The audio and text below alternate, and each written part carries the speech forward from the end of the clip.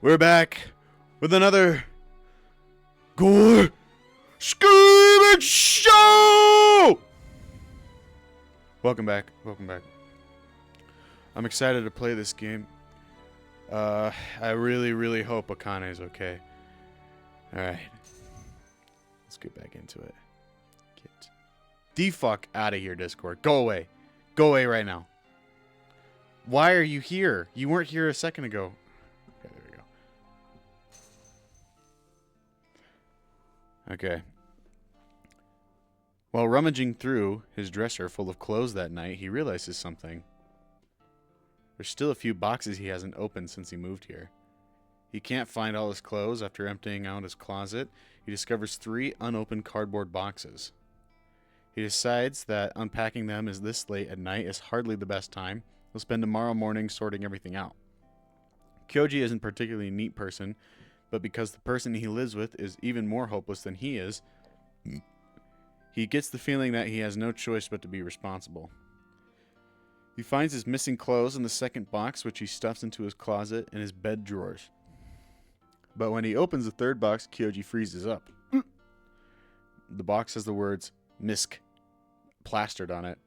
It wasn't picked by him, but by his mother.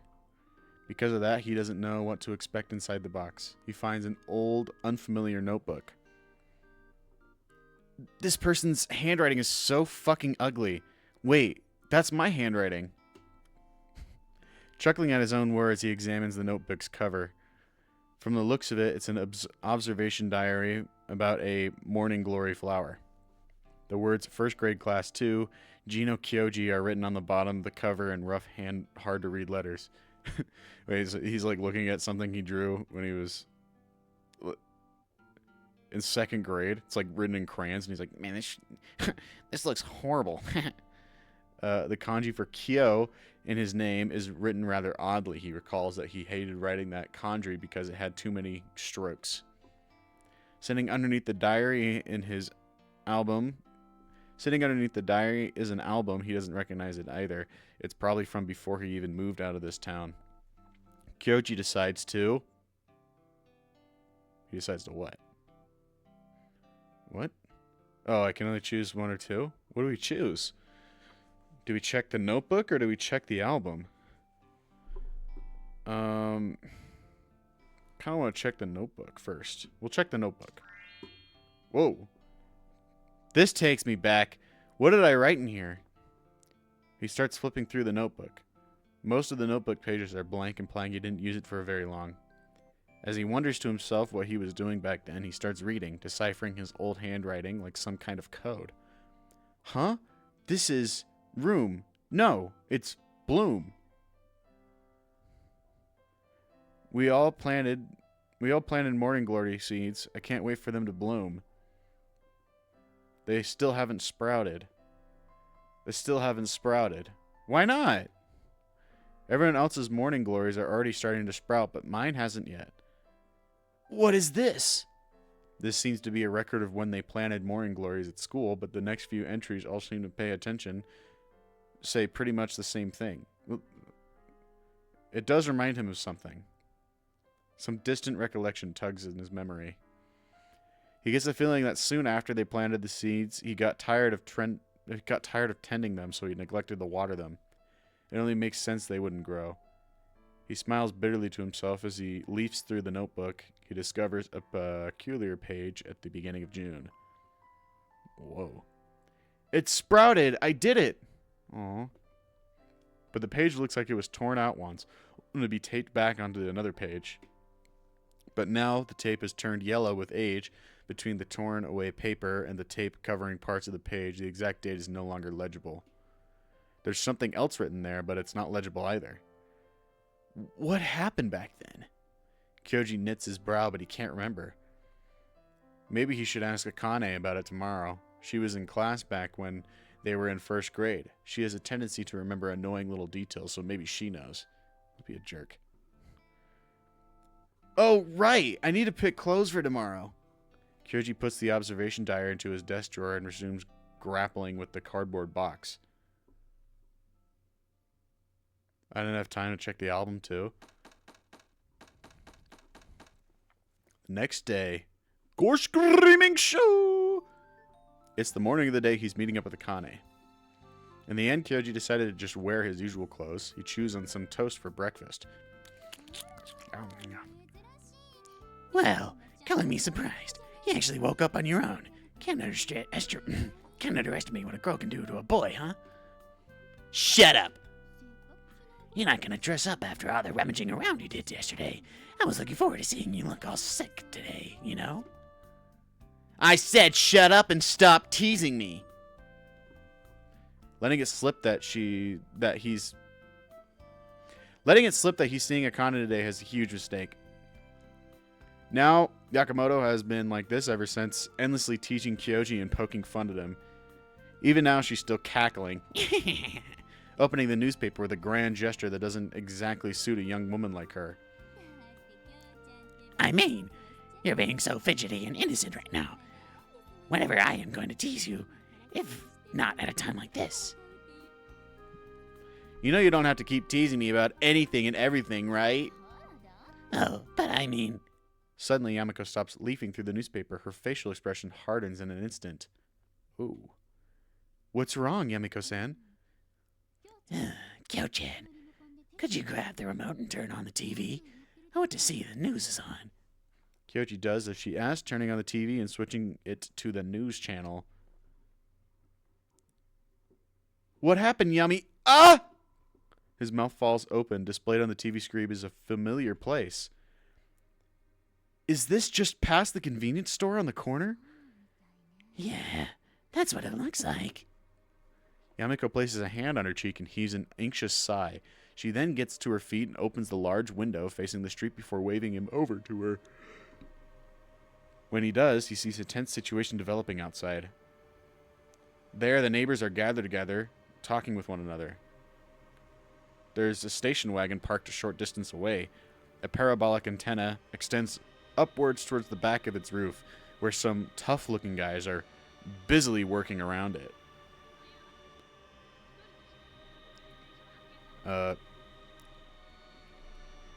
As such, none of the missing persons have been discovered as of yet. With talk of local myths regarding people being spirited away, the townsfolk are pretty visibly anxious. This concludes my report on the scene. Kyoji turns to look at the TV. On it, he sees the reporter approach a convenience store he frequents. Despite it being such a familiar neighborhood, it looks distant and foreign on the TV screen. Someone else went missing? That's what they say. Yamiko closes the window and turns to the table. Oh, very timely. Huh? As Kyoji looks at her puzzled, Yamiko replies with a slightly bitter smile. Don't you remember, Kyo-chan? You helped me out with this just the other day. Her new statement helps him realize what she's talking about. Right now, I'm looking at a legend here in Kyohiro City, the man-eating demon and the Pillar of Light. That incident involved disappearances at first, too, you know.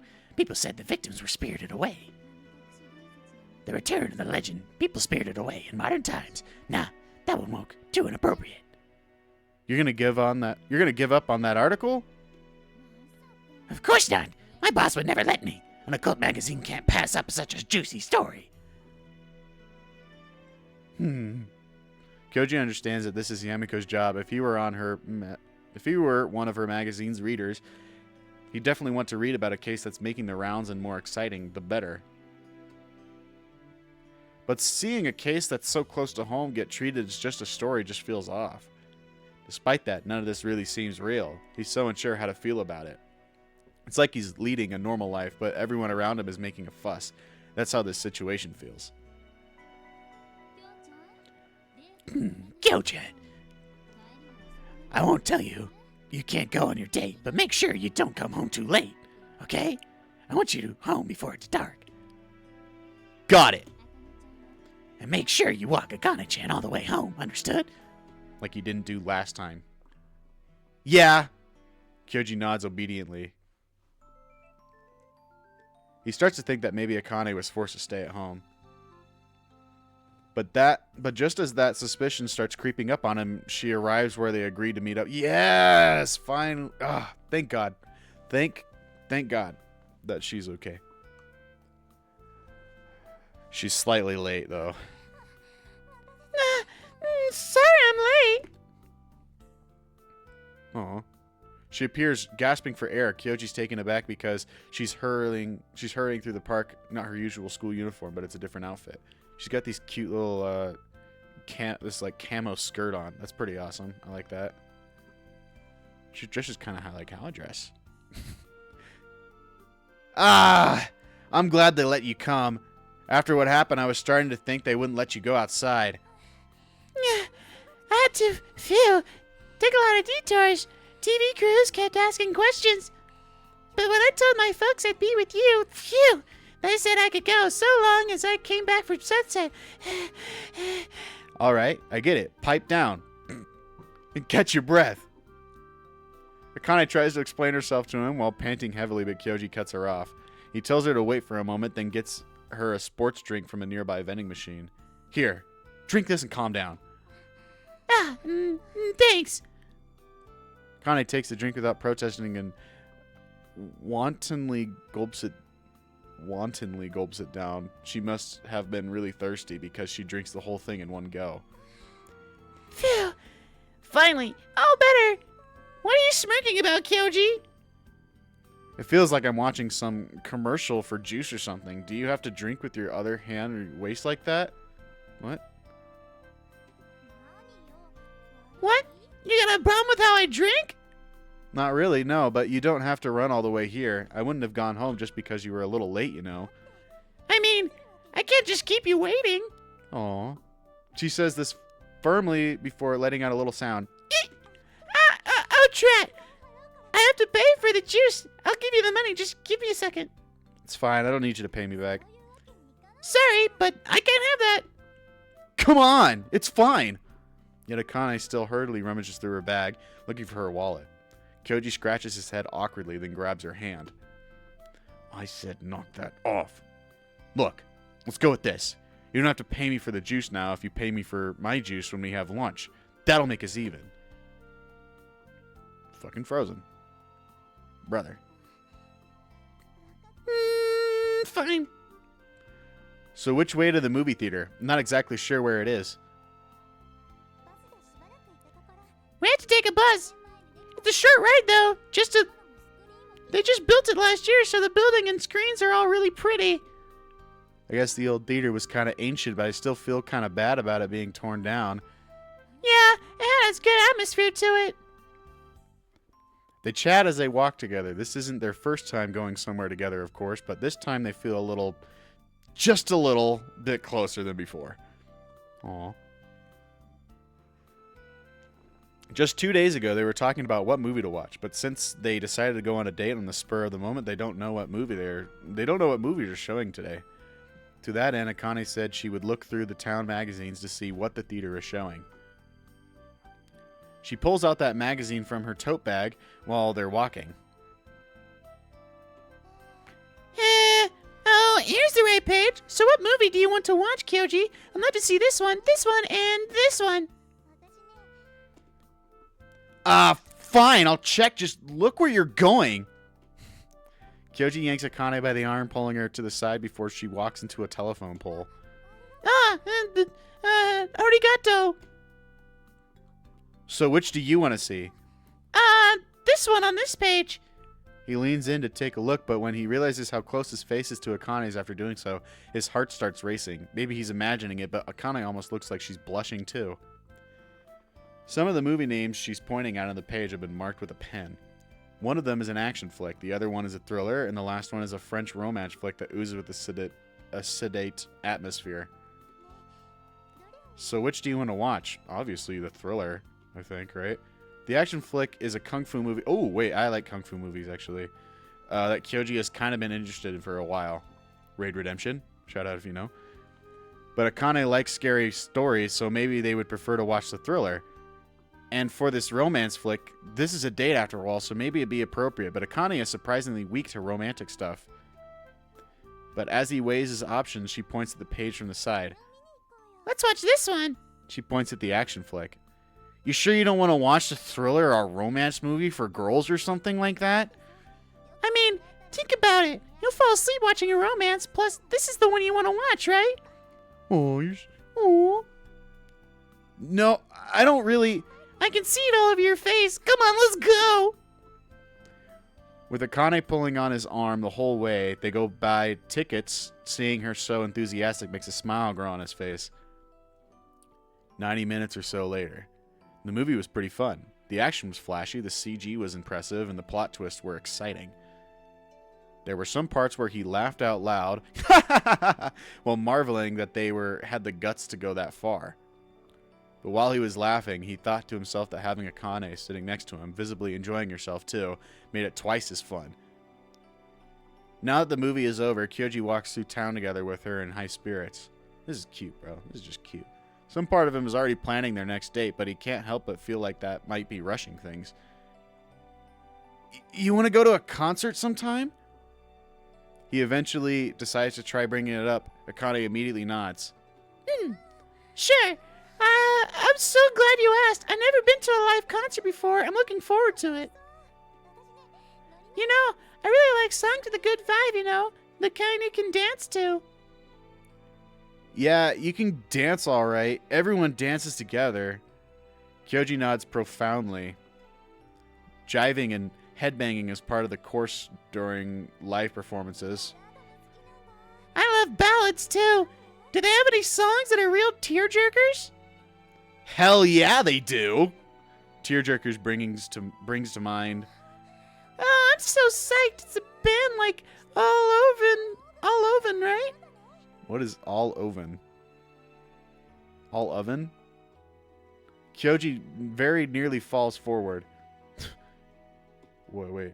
The band Akane mentioned is a hip-hop band that's been getting popular recently. Actually...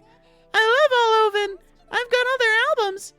As he listens to Akane's enthusiastic gushing, he fearfully asks, is there any kind of music you don't like? Why are you asking? Just in case. Well, I guess I hate heady metal. Heady metal. Figures. Kyoji's shoulders slump. That's what he was afraid she'd say.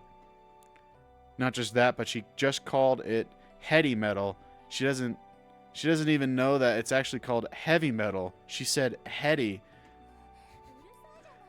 I mean, it's noisy. The guitars are just screeching. The drums make my ears hurt. Well, I'll have you know, I like heavy metal, okay? Kyoji whispers with his eyes downcast. Akane's mouth falls open. Huh? What do you even enjoy about that noise? It's fucking cool, Akane, okay? She probably didn't mean anything bad, but the crude way she puts it ticks him off. Noise? What do you find you're stupid all over, huh? 'Cause I have no idea. All their songs sound the same. No, it's all your stupid heady metal songs that sound the same. Aw, shut up. You keep calling it heavy metal. Just so you know, it's called heavy metal. Metal. That's stupid. What difference does it make? Well, there is a difference. They face each other, their shoulders rising and falling as they breathe heavily. Kyoji decides to give up on going to the concert with her. You fucking pussy. You should still go to a concert. But just as he comes to that conclusion, Akane punches her own palm as if she's just remembered something. Right, Kyoji. There's something I want to drop by. Can we? Huh? Sure, but where are we going? There's this place I think you'll like. What is this place? As soon as they enter the establishment, Kyoji's mouth falls open. Akane smugly puffs out her chest. This place is apparently a heady metal cafe. It's my first time coming here, though. For the umpteenth time, it's heavy metal. Metal. Who cares? It's hardly a difference. They sit at an empty table for four in the corner. A waitress wearing a leather jacket and waistbands that are studded with rivets approaches them. Kyoji misses the place's name while he and Akane were going in, but the words printed on the menu state that this cafe is called Black Sheep's. An assortment of electric guitars decorate the wall. There are also covers on records and CDs on display. All of them are from the metal bands, ranging from world-famous ones like Deep Magenta to Japanese ones like that. Kyoji looks around excitedly. The place gives him the impression that the owner is someone he can get along with. He's definitely going to become a regular here. I thought you hate metal, Akane. I do, but you like it, right? The town magazine said this place is getting pretty popular.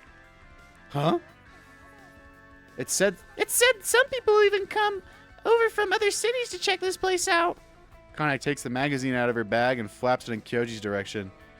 They say this person running this cafe used to write a column about heavy metal in Music Magazine. That's how this place became famous. Kyoji raises an eyebrow. How many times am I going to have to tell you it's called heavy metal? I told you, it all sounds the same to me. Then how about this? Let's assume for 1 second that you gained weight Let's assume for 1 second you gained weight all of a sudden. When Kyoji points his finger at her, Akane flinches away. Oh, what's gotten into you? Consider this. If you ate too much and gained weight, there's a world of difference between someone saying you gained weight and calling you fat, right? But both of those things mean your body weight has gone up, so really all the same, right? I could call you fat and you'd be fine with it, right? Hey, stop calling me fat over and over again, Kyoji, you idiot. Right, you don't like that, do you? Then never call it heavy metal again. You're a fucking dork, Kyoji.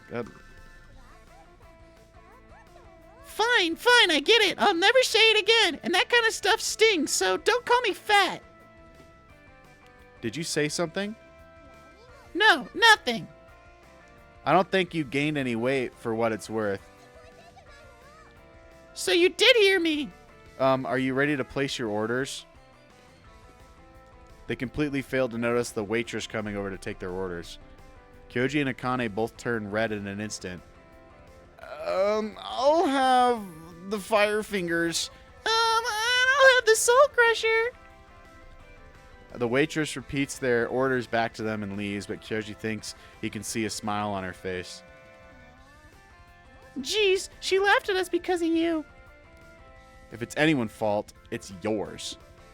So, forget that. What exactly did we just order? It's your fault, by the way. You call her fat. He places his order without actually reading the menu properly, so he has no idea what's coming. Akane shakes her head, looking as troubled as he does. Don't know. I have no clue.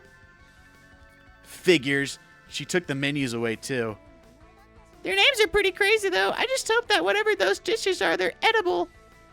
I mean, this is a cafe, so they should be edible. I hope.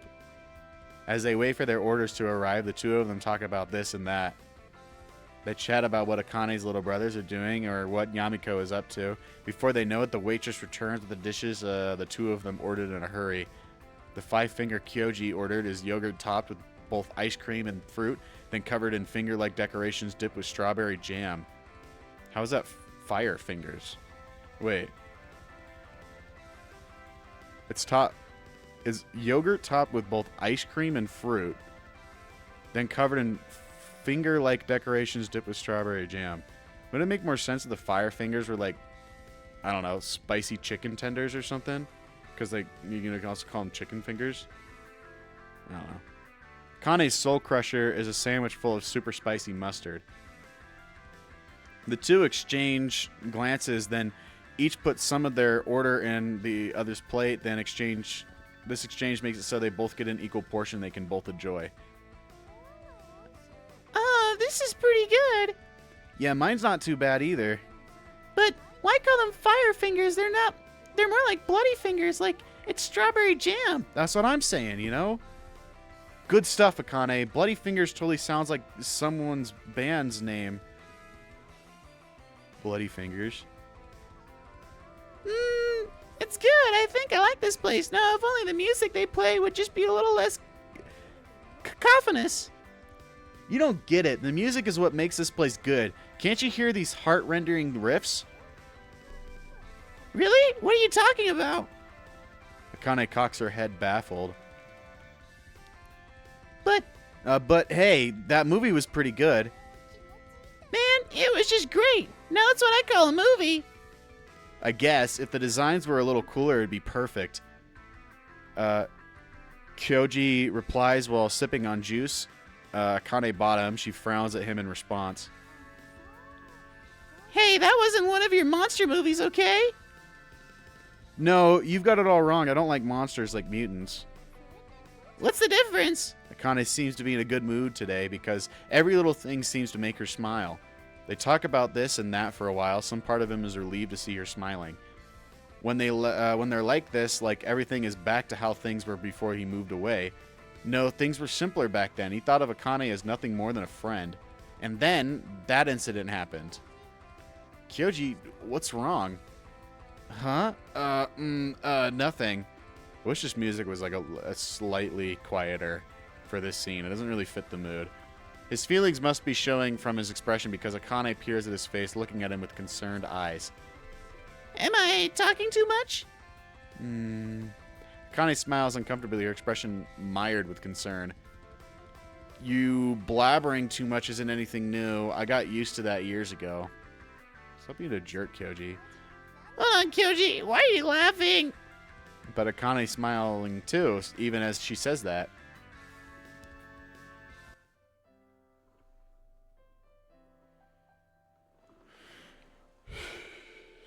After that, Kyoji walks alone.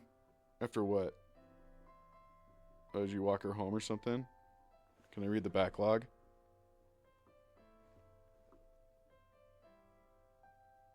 Okay, yeah, I'd literally just skip that part. It'd be pretty cool if there was, like, in that cafe, I don't know, they use more like brutal death metal sided like names for their portions. Yeah, I'll take the necro pedophile, please. I'll take the sculpted in flesh. That would actually sounds kind of good. Actually, I'd take that. After that, Kyoji walks alone. He feels pretty good. The sky is clear. The visible stars are pretty, and a pleasant breeze blows by. He's glad Akane enjoyed it too. He never even considered hanging out with Akane like this before he moved away. Yeah, I'll have the erotic diarrhea fantasy, please. Torso fuck, you know. It probably would have been weird back then. They would have had hardly anything to talk about. Some part of him was worried that today would prove similarly awkward. Finding out that there wasn't true was such a relief. Finding out that that wasn't true was such a relief. He's glad to have come back here.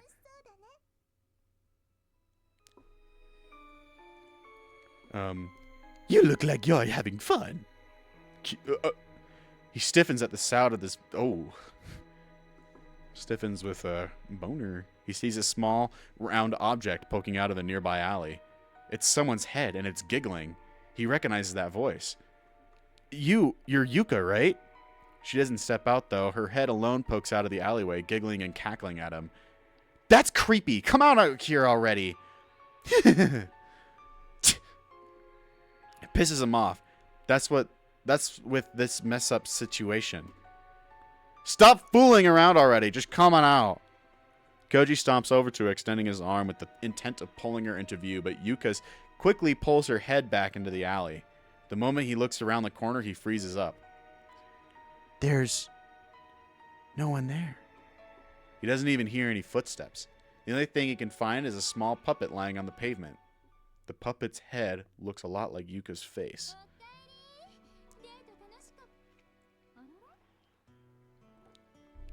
Hey, you're home. Was a date for... Huh? Yamiko, who came to greet him at the door, places her index finger on her cheek and gives him a quizzical look. What's wrong? You look glum. Did you and Akane-chan have a fight? I called her fat. I'm sorry. Really?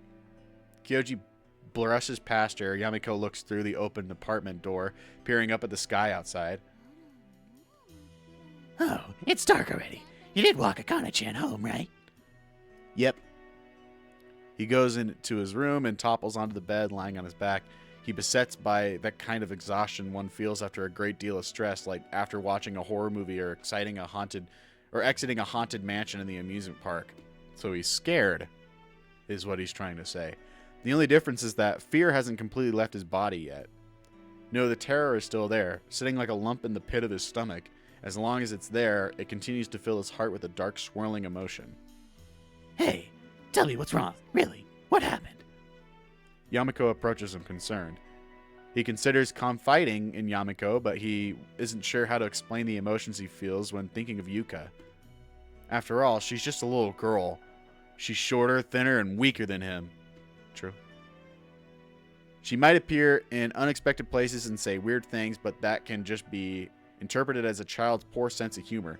Most people would just think she's grown attached to him when she fucking disappears in a mist, like she does usually on occasion. Kyo-chan. He feels the mattress underneath him sink down. It seems Yamako has taken a seat next to him. Can you tell me? I think I can understand you better than most adults, you know. Hearing her usual tone relaxes him a bit. Yamako really isn't like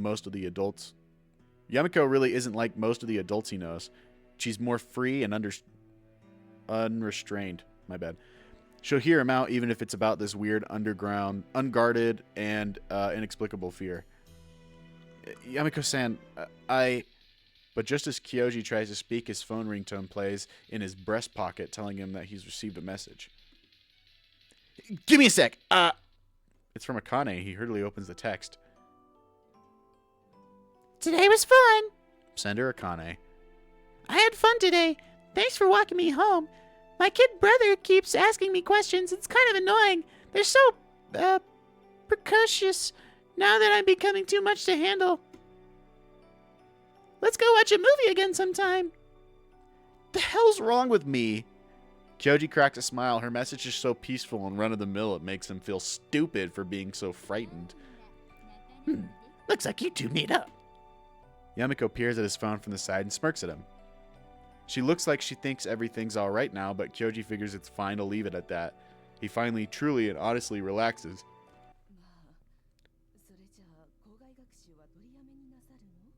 Who's this talking?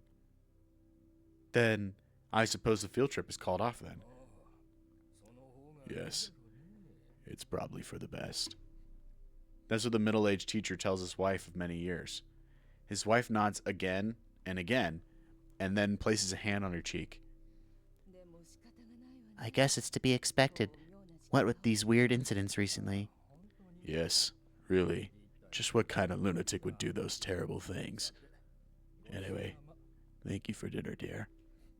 He brings his hands together in gratitude and reunites and retires to his study. With his plans for tomorrow's class having changed, he needs to prepare a different lesson plan.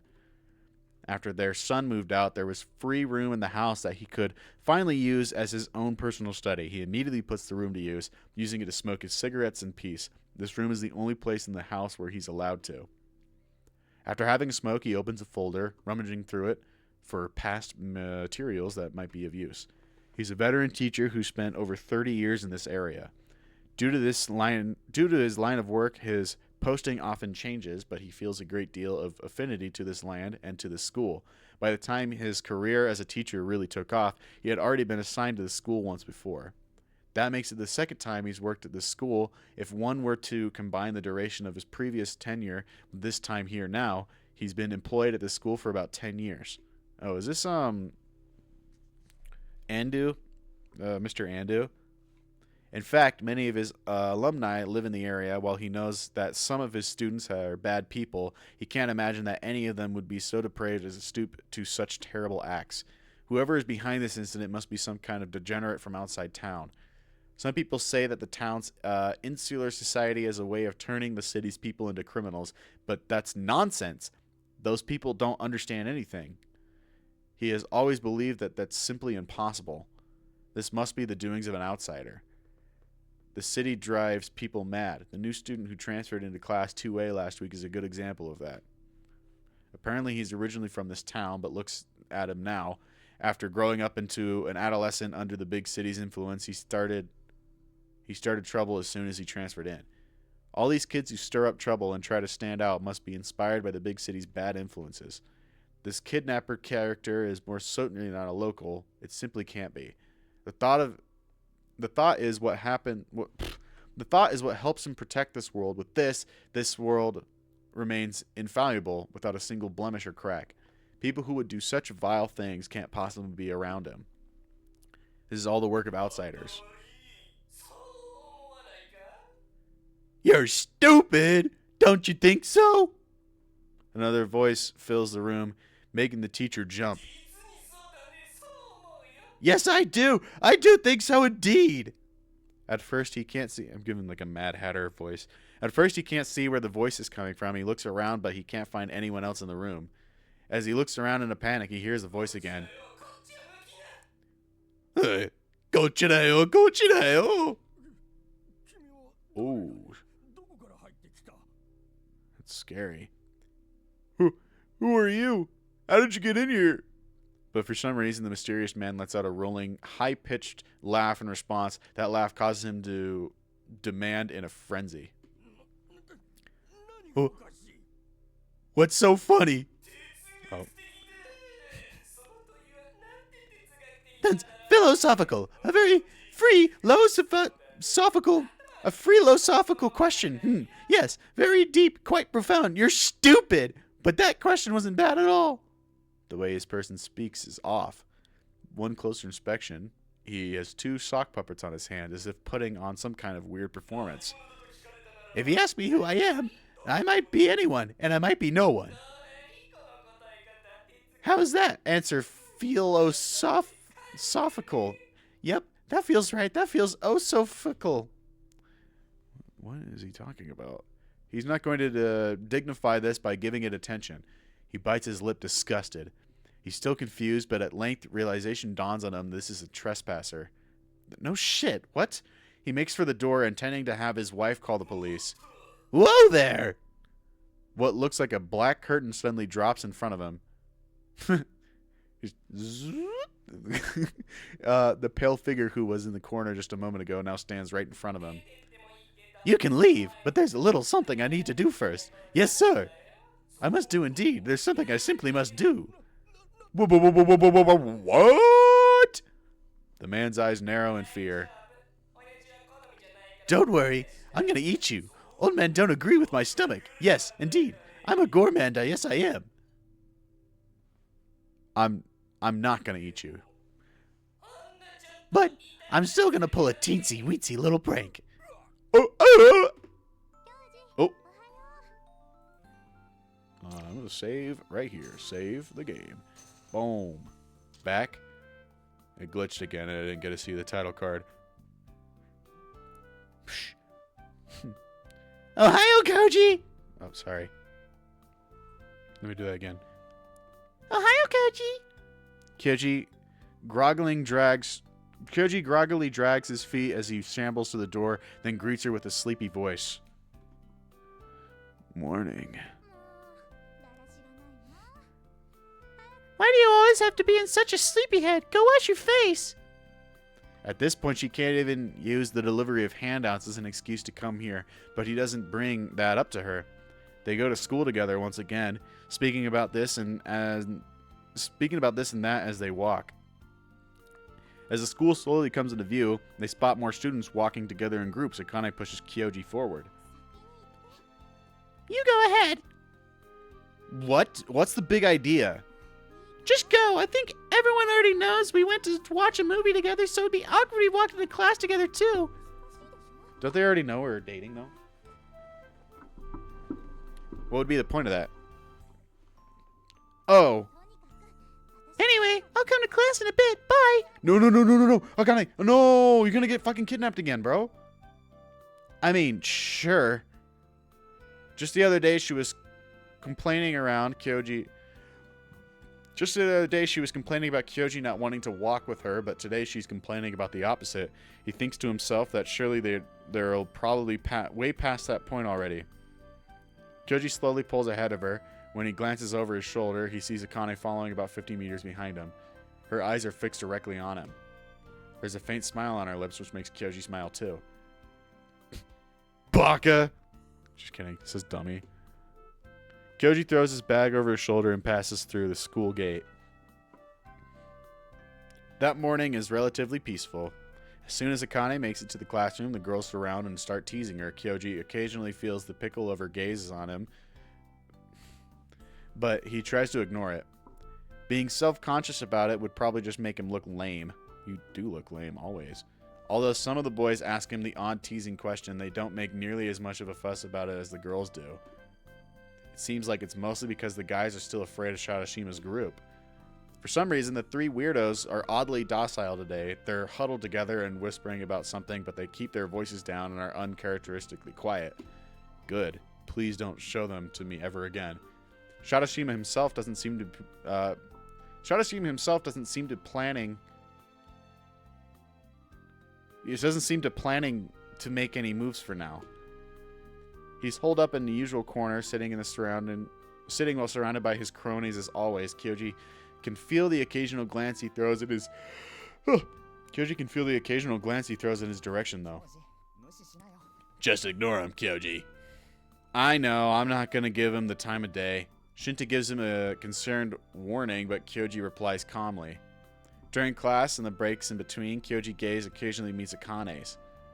From this time, he realizes that someone's looking at him. Whenever he looks up from his textbook, he catches Akane looking at him from the middle row. Her eyes went back. Every time their eyes met, she blushes and turns back towards the blackboard. The teacher even scolds her once for looking away. What the hell are you doing? No-kun? Gino? Oji-kun? Yes? Would you keep your eyes on the lesson now? Translate page 94 for us. Okay. Not that he's okay to talk, Kyoji thinks to himself. They have an off-campus excursion planned for class this afternoon. After Kyoji gets himself something to eat at the school store and starts talking to Shinta. After Kyoji gets himself something to eat at the school store and starts talking to Shinta, Akane approaches them both. The other girls are all looking at them from afar and giggling. Maybe he's imagining it, but Akane's expression looks a bit proud. I suppose it's to be an investigation of the town. The teacher's going to assign us areas we can make on a map. Apparently this whole matter was planned out a week before Kyoji transferred in. It seems that the groups that are investigating each site have already been decided on. What are you going to do, Kyoji? I think you're the only one who isn't in a group. Well, I don't know. Which group are you in, Shinta? Why don't you want to be in a group with your girlfriend, bro? Shinta's gaze moves from Kyoji to Akane, then back again. You know that if I invite you now, I'll just come across as the bad guy, right? No one said that. Plus, my group is all girls, so Kyoji would just feel awkward if he joined. I'm sure your group is definitely better, Maki-kun. But you want to be in the same group as Gino, right, Akane-chan? Iwe cuts off Akane before she can finish. Hey, Ellie, where did that come from? Akane goes very red as she turns towards Kyoji. Boys should be in the boys group, right, Kyoji? Yeah. Kyoji gay, bro. Spurred by the prodding, Kyoji ends up nodding in agreement. But things don't end up going that way.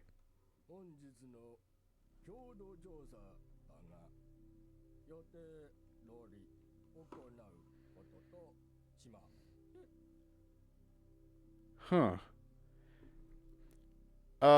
Regarding today's investigation of the city, it will take place as planned. The teacher is talking strangely. Kyoji exchanges puzzled looks with his classmates. However, there will be changes. Last week, you submitted a schedule, but it will have to be discarded. The entire classroom starts murmuring in confusion. Sensei, what do you mean discarding the schedule? One of the boys raises his voice, but the teacher ignores his question and starts passing out handouts with awkward, stiff motions. Your teams will be, according to this list, your designated sites will also be according to this list. But Kyoji reads the handout that passed down to him from the front seats. What is this paper? The group assignments are written in childish, crooked handwriting. It's as if the teacher wrote them down in his non-dominant hand.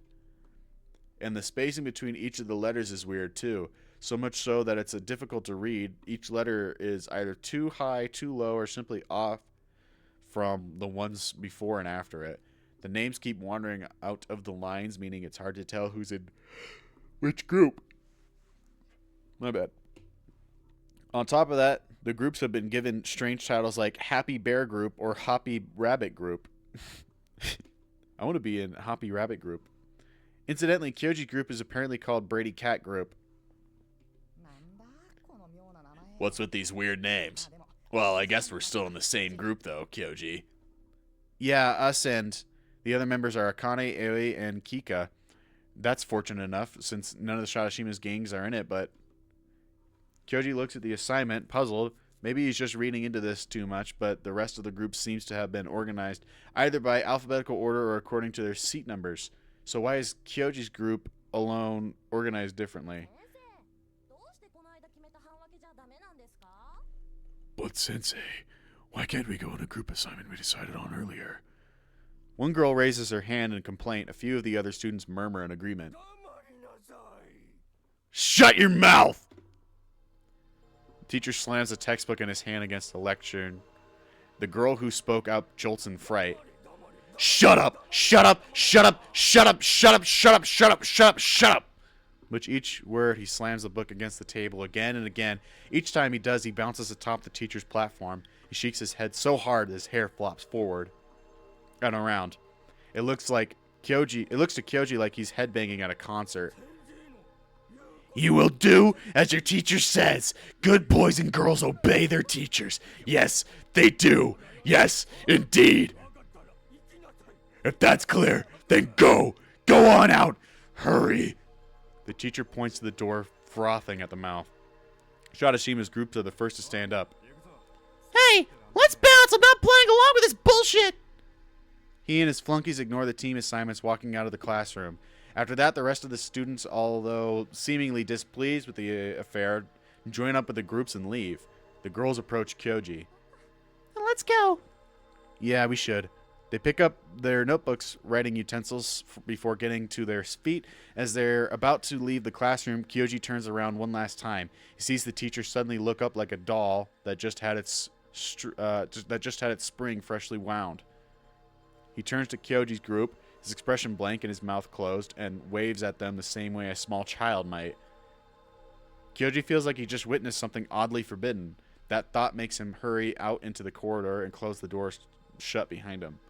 That would be fucking gross. I would hate to see my teacher in high school do that to me. I wonder if he's exhausted or something. Does being tired make you go off the rails that badly? Well, my grandma always tells me that people can crack really easy when they've built up stress. I hope he has a good therapist. Everyone chimes in with something, but it feels like none of them are all that convinced of what they're saying. Let's get going. We don't have that much time to do this. At Kyoji's urging, the group starts moving towards their designated spot. This place again?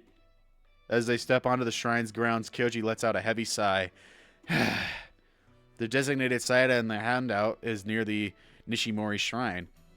They all agreed to be faster to cut through the shrine's grounds, and so they've ended up here again 5 days after their first visit.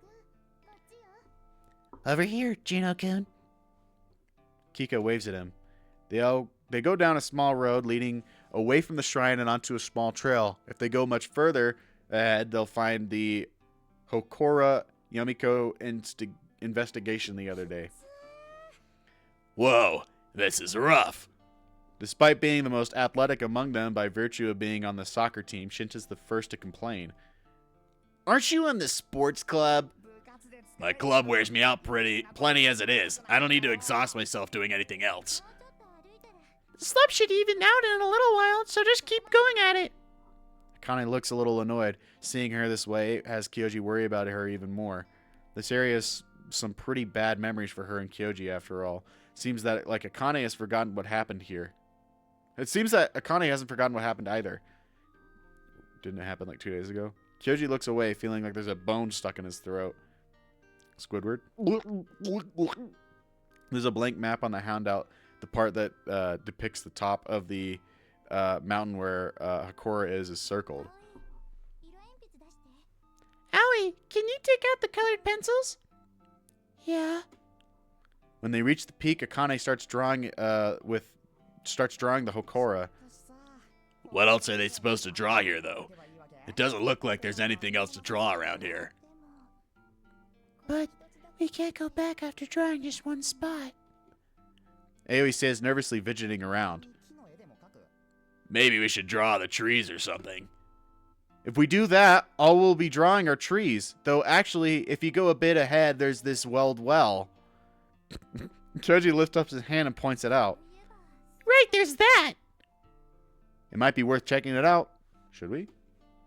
No one seems to be against it, and with nothing else to investigate, they end up going there. Kyoji slows down and matches his pace with Akane, who's uncharacteristically hanging back behind the rest of the group. You alright, Akane? Huh? Oh, why do you ask? Akane looks at him with an oddly strained expression. No, it's just, that well around here, and you were pretty scared of it. That well's around here, and you were scared of it. Oh, what? That? Kane's expression mellows. That's fine. The well didn't really creep me out. It was more that girl, Yuka, and besides, we're a pretty big group today. Yeah, well, that's good to hear. Kyoji remembers that it felt like it took a long time to reach the well the last time they came here, but this time it seems they reach it awfully quickly. He spots the familiar brickwork well hidden under the shadows of the trees. So this is the well? Yep. Wow, I didn't know something like this was here. The well hasn't changed since the last time they saw it. The vines they tore away from back then are still lying on the ground, wilted and dry. The concrete lid is still sitting slightly askew on the well, just as they left it.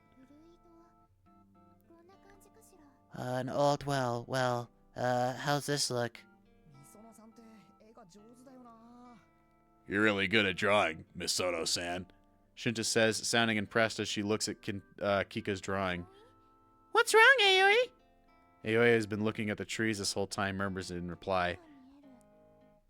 I can see a house over there. A house? Everyone's gaze follows Aoi's. Oh, you're right. There's a house over there. Without any of them really taking the lead, they all start heading toward it. It's a bit hard to see, but there's a proper path leading to it. The ground is flatter, and all the rough pebbles have been removed. At some point, flagstones start to pave its path. The woods open into a wide clearing.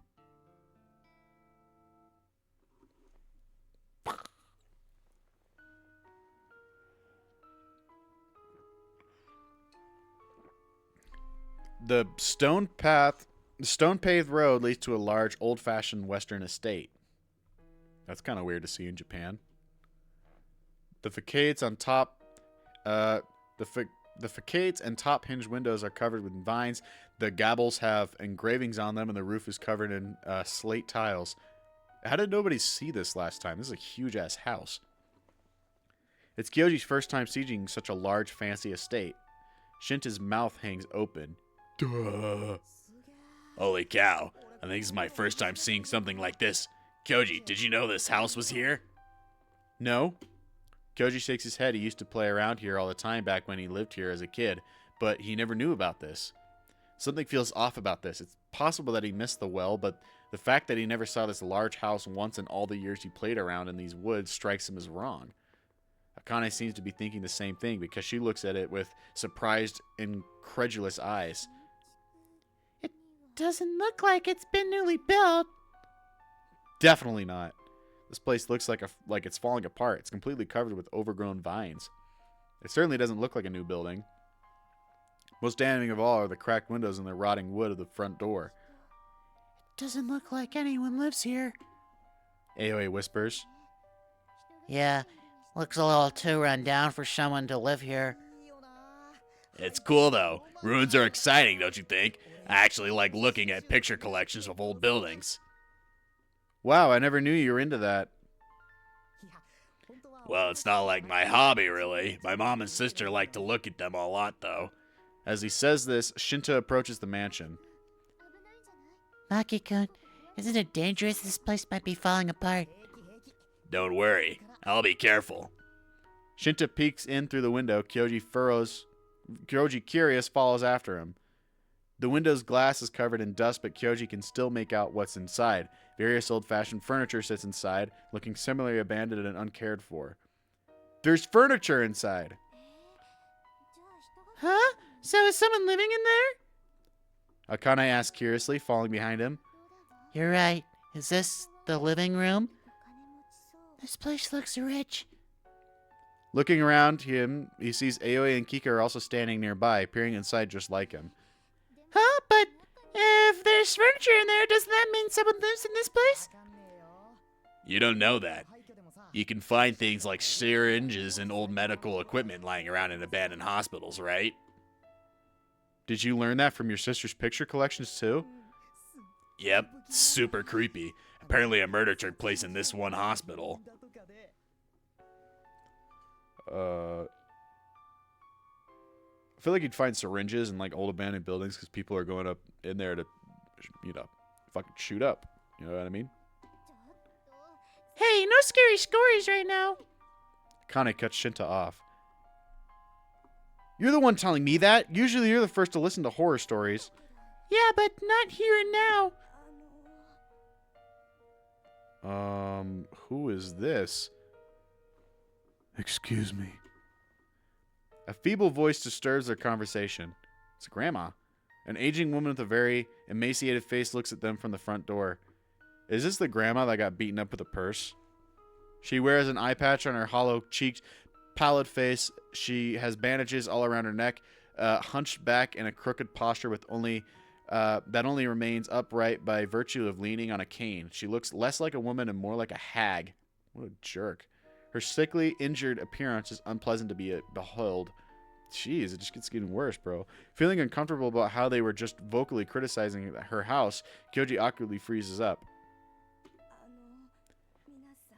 Are you all from the school at the bottom of the mountain? Yes, that's right. We're sorry for stepping into your garden like this. We're on the assignment to draw a map of the area for class. We were passing by and thought your house was quite lovely. We're sorry. We'll be right out. Shinta hurriedly starts to leave, but the woman stops him with a strained expression. Don't go.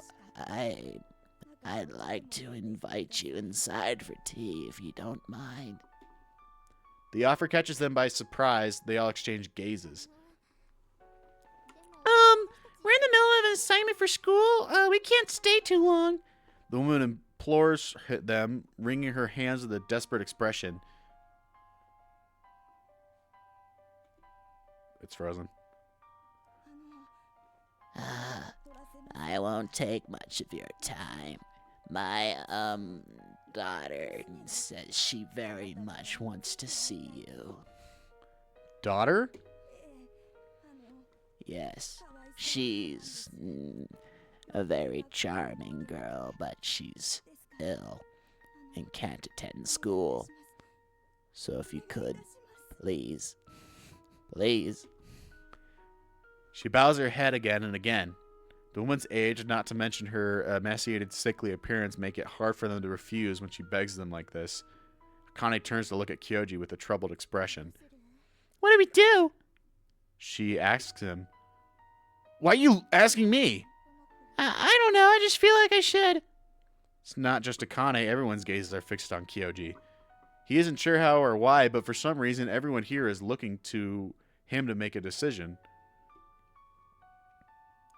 Why me, damn it? I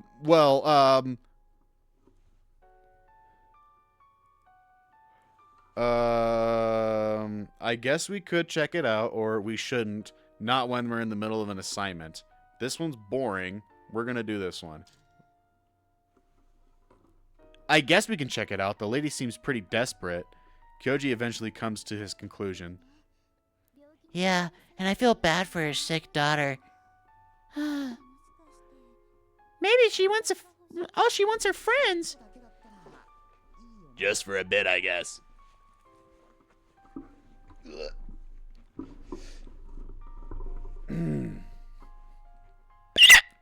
Cut that part out of the video, please. Shit to ass seeking approval. Everyone ends up nodding. Please, come this way. The woman leads the group inside.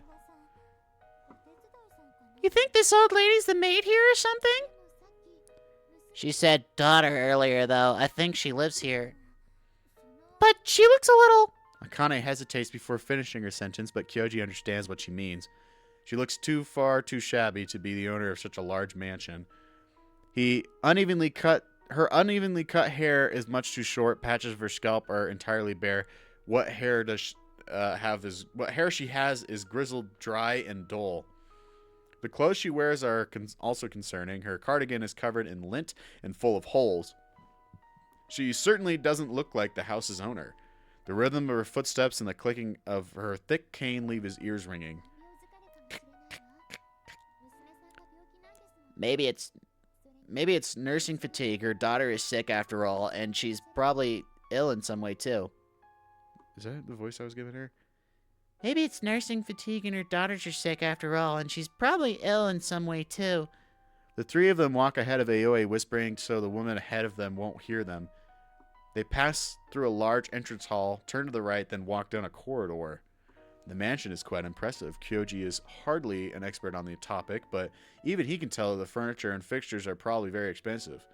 Not really an expert on this place, but this shit big. However, everything is covered in thick layers of dust. Nothing looks like it's been properly taken care of, as if no one has cleaned or fixed up the place for years. The still air makes Kyoji feel like he can't breathe properly. It occurs to him that any sick people living in here probably won't get better because just how filthy the place is. This reminds me of this crazy video I saw where this couple was like fucking exploring an old abandoned house, and they were just like looking around and shit. The house was disgusting, and like the floor was all like pulled up and shit, and there was like all the like curtains were stained like brown, and it was just gross. And they walked into this bedroom, and they were like looking around, and then an old lady sits up on the bed, and she's like can I help you? And they're like, whoa, oh my god, I'm so sorry, I thought this place was abandoned. And they were like, are you okay? What are you doing living in this house? And she's like, I've lived here for like 40 years by myself or whatever. It's really sad, but that would be fucking terrifying, dude, to be doing like one of those like urban spelunking shit, you know, and like explore those houses and there's just somebody living in there. Yeah, I don't know. Yeah, she looked like kind of like a dead body too, but she was just alive. Anyway. Over here. The woman stomps in front of the central door that's larger than the ones on the other side. After she knocks on the door, a response comes from within. Come in. She walks in first. I brought them over. Even though there's nothing suspicious about the exchange, at least on a surface level, Kyoji doesn't seem to be the only one that thinks that this is very strange. Everyone exchanges confused glances in the end. But in the end, they walk in as well. As soon as she steps in the room, Kyoji's eyes widen. Hello, Eri-chan. I gotta give her a different voice. They all uncomfortably settle into the sofa. They sit on the oblong sofa in the middle of the room. Kyoji sitting in the middle, with Akane and Shinta beside him. Aoi and Kika take another sofa on the left. Sitting on the seat opposite them is Yuka, her lips curled in a sweet smile.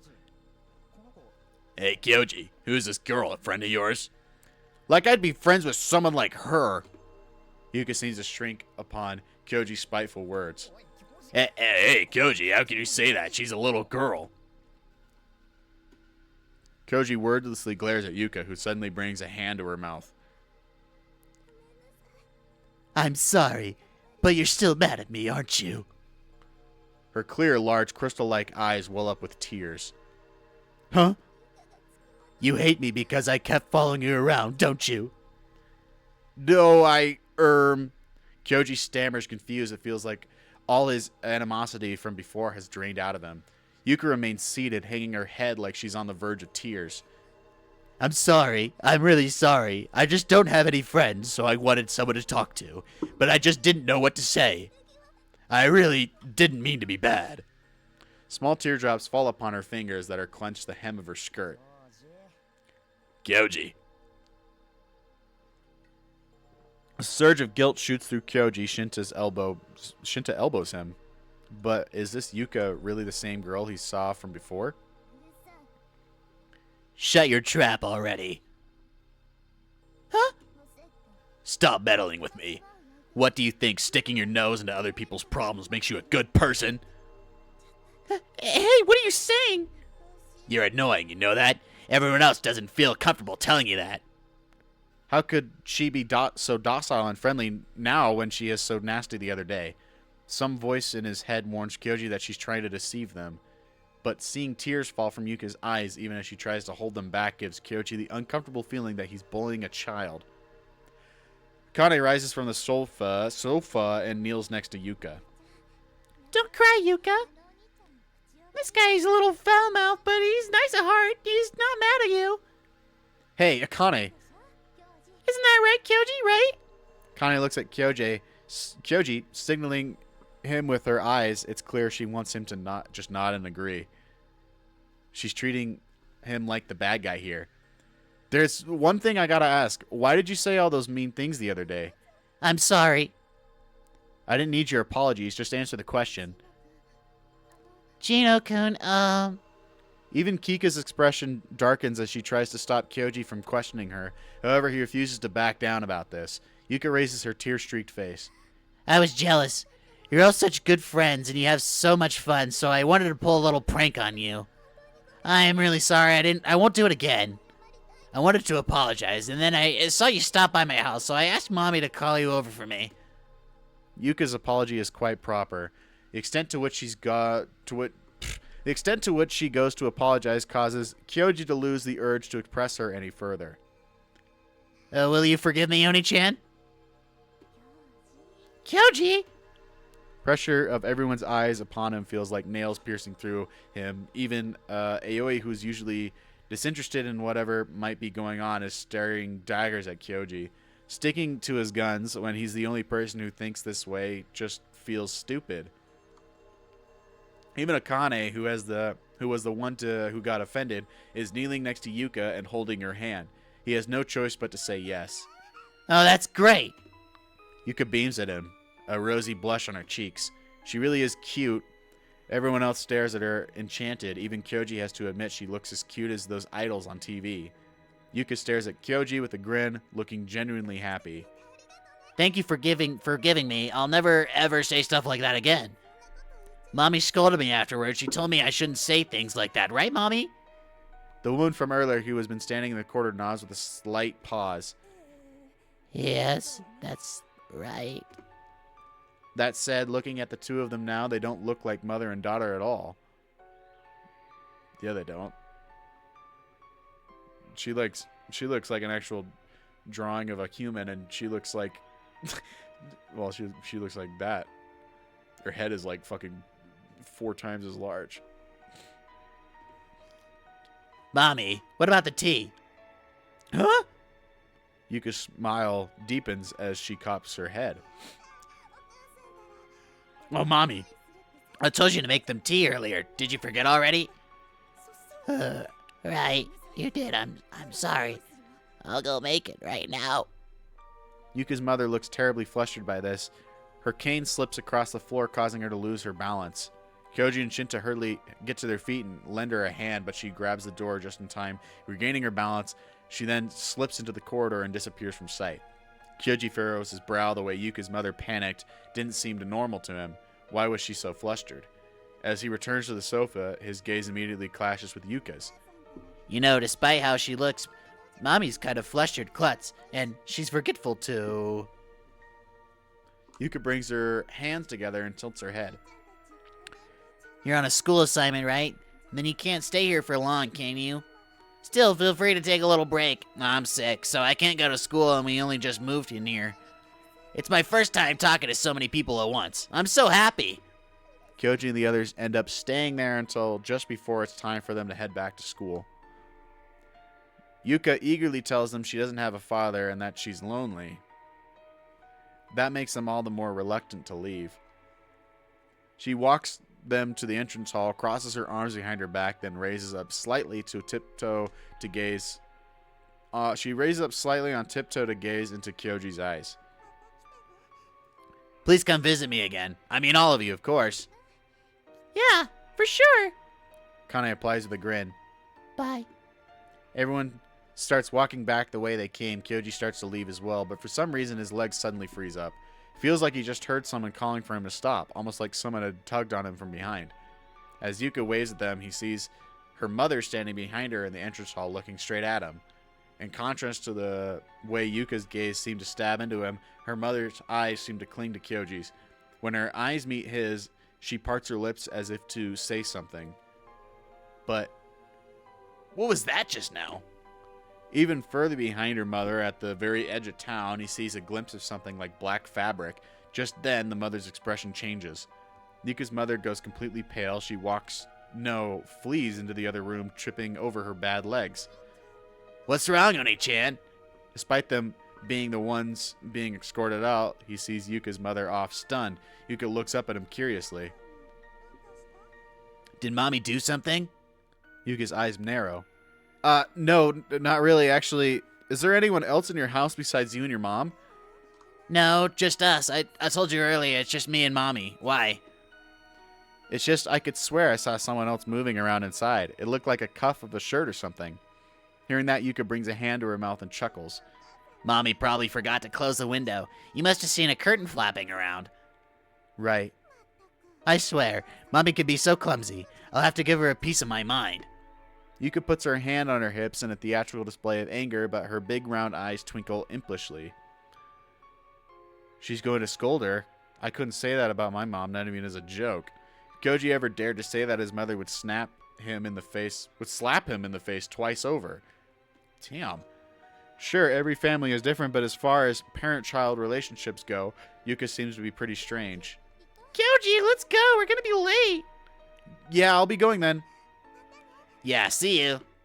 Now they are leaving the place. They notice that the trees almost seem to form a fence around the perimeter of the mansion, the opening between them that leads outside like a gate. Everyone's standing there waiting for Kyoji. Sorry I kept you waiting. It's fine. Don't worry about it. You were reluctant to say goodbye, right?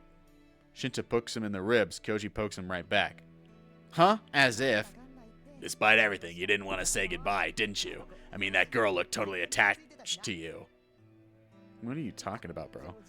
I mean, you were the only one she was looking at the whole time. Hey, Maki-kun. You can say stuff like that, but she's a little girl. Yeah, true. Kane raises her voice in annoyance, but Shinta shrugs. A moment later, Shinta slides up to Kyoji, whispering so that Kane can't hear him. I think someone's jealous. Why would she be jealous of like a 12-year-old girl, bro? Huh? Are you listening to yourself, man? Yeah, Shinta, this is an L take, bro. Kyoji tries to elbow him again, but Shinta dodges away with a chuckle. Aoi and Kika stand a short distance away, huddled together. In the end, the map ended up being just the well, the Horkra, and the mansion. The map was the friends we made along the way. There's nothing here, though. Yeah, I don't think the teacher could complain about this. Still, I never knew there were a house around here. Maybe it's one of those imported houses things, like when they rebuild a house from overseas somewhere else. There were houses like that in one of my sister's photo collections. As he listens to Shinta's merry chatter, Kyoji finds his mind occupied by pensive thoughts. The imploring gaze Yuka's mother directed at him as he left is burned into his mind. Her eyes almost seemed to cling to him despite her being an adult and far more mature than him. She had that kind of look in her eyes.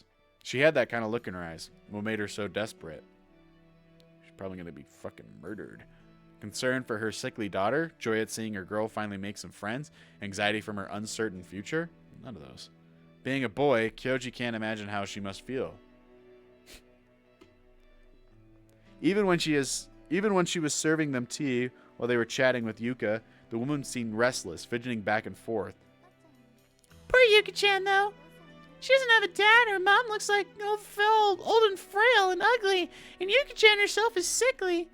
She lives off in the mountains, can't go to school, has no friends. She must be so lonely and miserable. Akane frowned solemnly. Yeah, I'd bet. To be honest, the first time we met her, I was really afraid of her.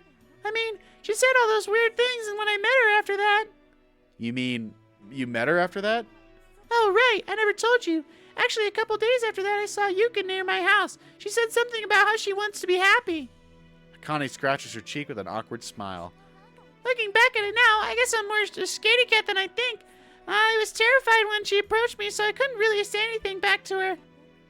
But thinking back on it now, I guess she just wanted someone to play with. Could be. I guess I should think too hard about it. It just makes me feel bad. He feels the same way Akane does. Yet, somehow he can't quite shake off his suspicions about this Yuka girl. She acted completely innocent the whole time they were talking, looking as pleasant and adorable as her cherubic appearance suggested. At one point, Shinta even whispered into Kyoji's ear that he wouldn't mind getting another little sister if she were like this girl. What? From Shinta, that's saying a lot as he lives in a household dominated by women, where he and his dad won't have much of a say. But honestly, I was kind of relieved when I left that place. I mean, that house is kind of suffocating. You too, Maki-kun? I felt the same way. I mean, it's a pretty house, but it has a really, dark atmosphere and shit. Maybe it's haunted. Aoi mumbles. I cut that out. You shouldn't say scary stuff like that. But maybe that's why things are so bad for them. You see it on TV a lot, like some lingering malice, or the spirits of the elders, or a ghost that's haunting the house curses the family with misfortune. Oh yeah, you love those kinds of stories.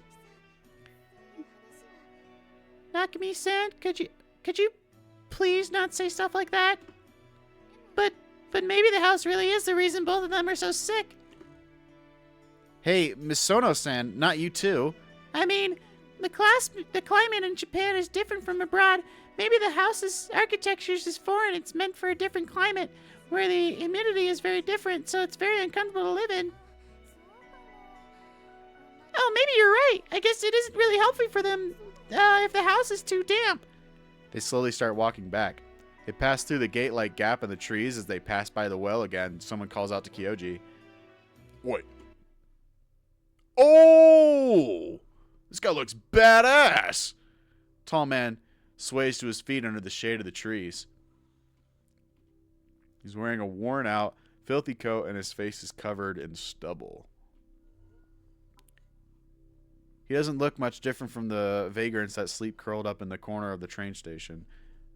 But Kyoji and the others see something about him that sets him apart from those people. His eyes. A pair of keen eyes is visible under his sunglasses. Even with how deeply hidden they are within his sunken eye sockets, those eyes stare at Kyoji and the others with a sharp, severe look as if piercing through them. His gaze is so fierce, Kyoji wouldn't be surprised if he's tried to stab them right then and there. It's like it's a wolf eyeing its prey. The man stands in front of them, looking at each of them up and down a few times as if someone's praising them. His eyes seem to linger on Kika for an especially long time. She retreats a couple steps, looking a bit frightened. Who are you? When Kyoji suddenly snaps at him, Akane tugs on his sleeve. She shakes her head, making it clear that she doesn't want him to get involved with this man. You kids. You just left that mansion. Was there something inside? Kyoji gazes directly at him, refusing to look away. He gets the feeling that looking away would somehow be admitting defeat. The others exchange confused gazes at him. They're not sure they should be talking to this dangerous-looking man. We were told not to talk to strangers, everyone. Let's go! Kane makes that assertion in a clear voice. Let's go, Kyoji. Kyoji begins to walk away despite Shinta pulling on his arm. Told you not to talk to strangers, eh? Koji can hear the man scoffing at them. Now you shouldn't be walking into strangers' mansions, should you? Fucking... Alright, cut this part out. I'm gonna think of a voice for him. Do you guys boil your own beer? Then you shouldn't be walking to the stranger's mansion, should you? Grrr! Kyoji, ignore him. Let's go. Everyone walks away with hurried steps. They rush past the Hokora, down the staircase, and out of the shrine grounds. Akane only speaks up again once they reach the trail that leads to the temple's entrance. Who was that guy? He was so creepy. I've never seen him around these parts. You don't think he's... Kyoji drops his voice to a whisper while looking at the rest of the group. Maybe it's him, the guy behind all the disappearances. We shouldn't jump to such thoughtless conclusions. Despite how scared she must be from the man staring, Kika has remained calm. I mean, he looks like the kind of guy who's totally be up to something. I mean, he does, but... They go down the trail. The school comes into view behind the trees. Upon returning to the classroom, they find nearly everyone else has beaten them back. Shadashima and his crew are missing, but that doesn't come as a surprise. What does come as a surprise is how everyone, without exception, looks terribly confused. What's the matter? Kane calls out to a nearby girl. Sensei, he's... She points to the teacher's desk. The teacher is standing there, upright, his hands gripping the desk. How did they not see him when he came in? Did Sensei do something? We tried talking to him, but no matter what we say, he doesn't answer at all. Wait. We tried talking to him, but no matter what he says, he doesn't answer at all. The teacher stands rooted in place, as still as a statue. Stiff as a boner. It almost looks like he's staring at something, but his unfocused eyes don't seem to be looking at anything. What do we do? What do we do? Ava asks. Their map is in her hand. I don't know what we can do. Let's just turn it in, I guess. Kane takes the map from Aoi and walks to the teacher's desk. Sensei, we're supposed to turn this in, right? Sensei? His lack of reaction is eerie. Kyoji waves a hand in front of the teacher's eyes, but he doesn't even blink.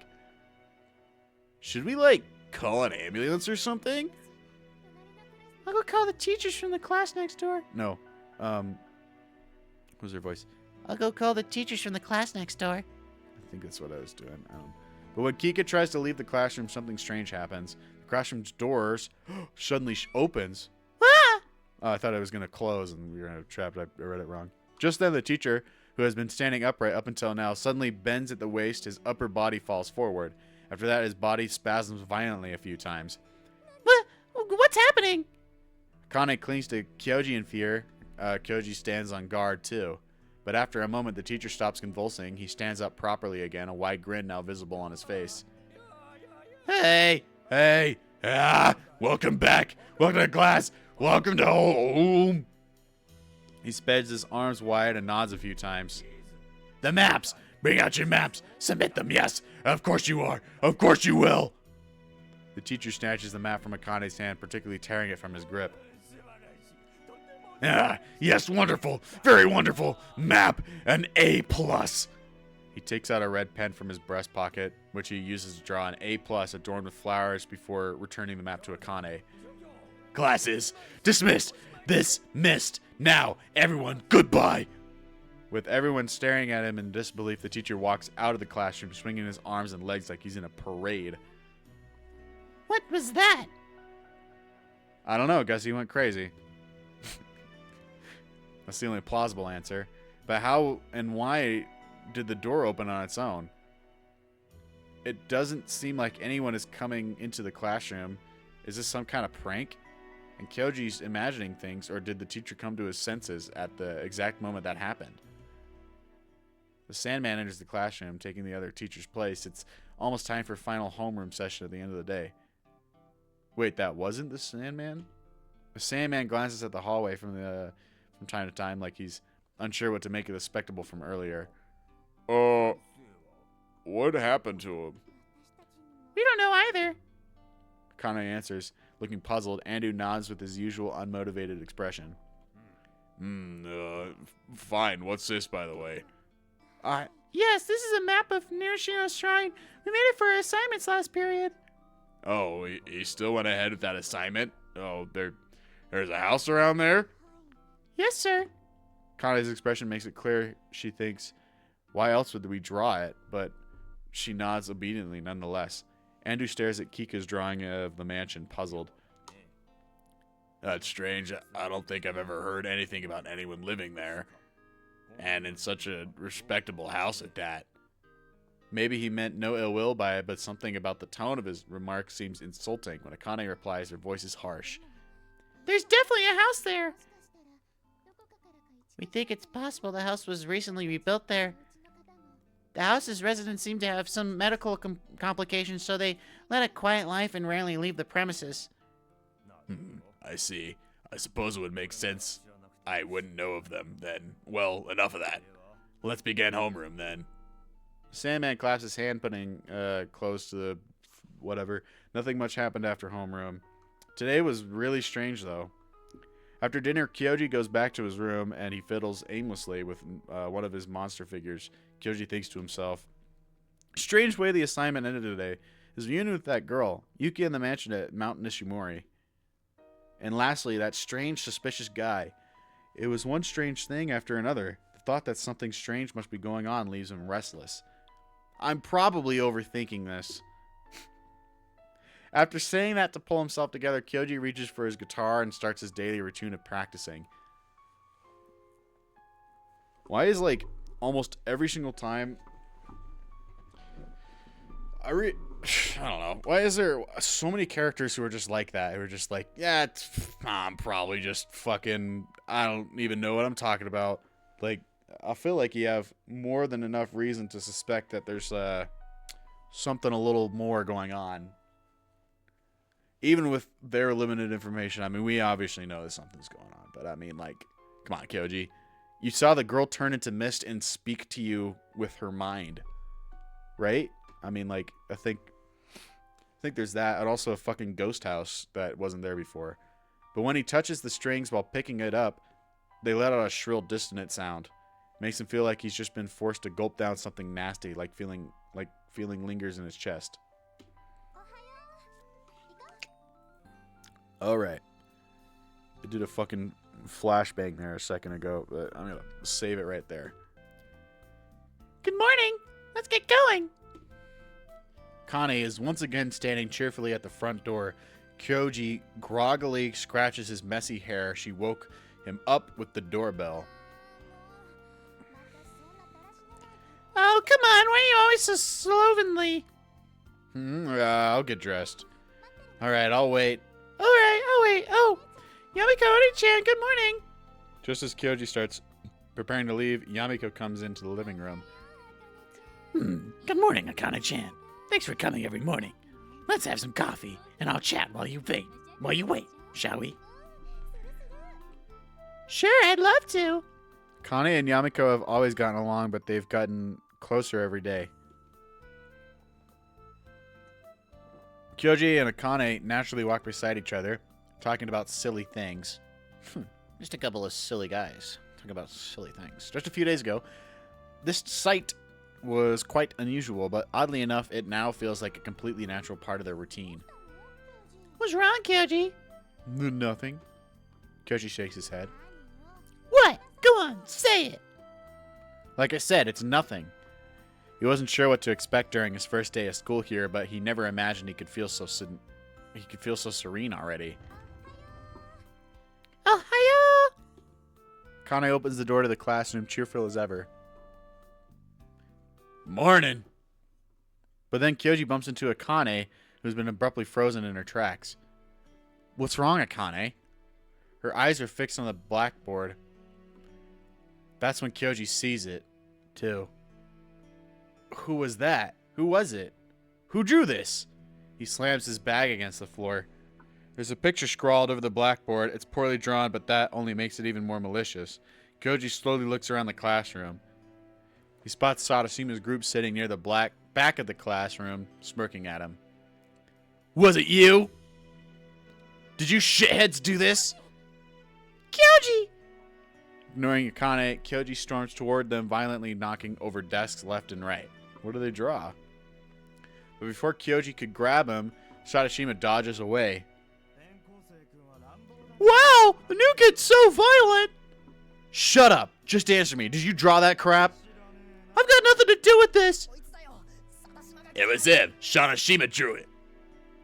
Shinja's voice rings out from somewhere. Only once Kyoji glances downwards does he realize Shinta's voice came from down on the floor. One of Shadashima's thugs has Shinta's arm pinned down, pressing him against the classroom's floor. What? Whoa. You little... Just as Kyoji raises his fist to punch Shadashima, his eyes widen in shock. A loud crack echoes through the classroom, the sound of Akane slapping Shadashima in the face. And here's one more. She backhands him with the other slap across the other cheek. Damn. And another. Shadashima reels away dazed as Akane's hand becomes a blur. Whoa. 10-hit combo. Taken by surprise, Shadashima can't recover in time, and he staggers back. She continues her flurry of slaps. As much as she's slapping him, there might be a solid punch or two in there.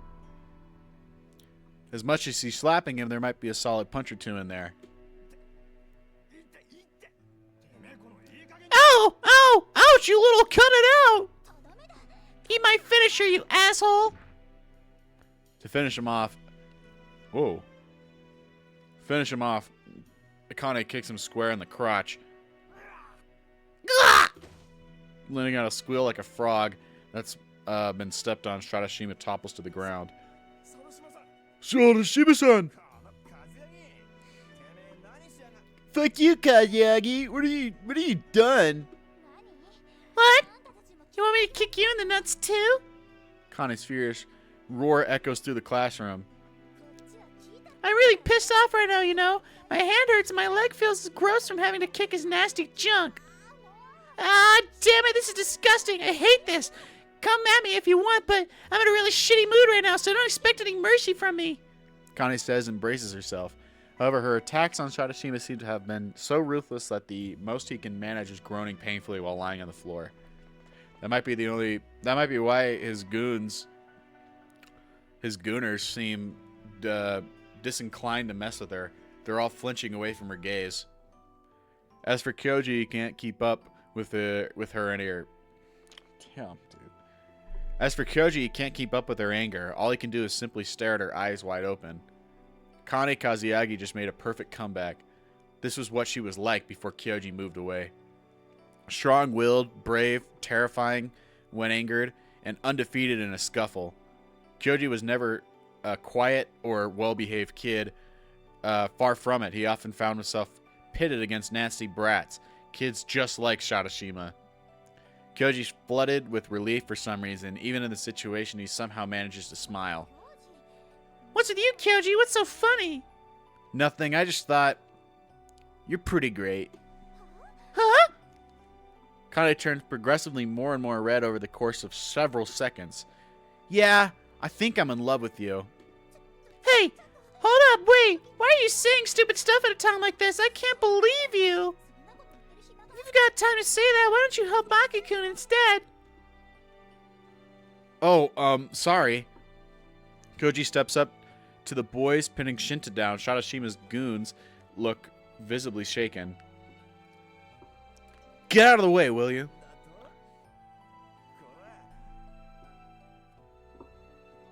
What did you just say, Hugh? I think your boss is lying over there. Do you want to end up like he did last time? How about it? This time it'll just be you and me. Boy's expression contorts. He's likely remembers the awful state Kyoji left Shadashima in back then. I don't fuck with Kyoji. Koji squats down next to Shinta. Sorry, Shinta, you okay? You're one sorry excuse for a friend, you know. Took you long enough. Shinta gets up, rubbing his pinned arm. Ah! Sorry, man. If I buy you a burger, will you forgive me? Right? Sure, but not just a single burger. You're getting me a combo. Sure, we'll make it someplace with a value meal.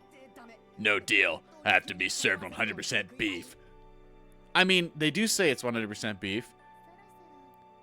You should probably get back to your seats. Homeroom's about to start.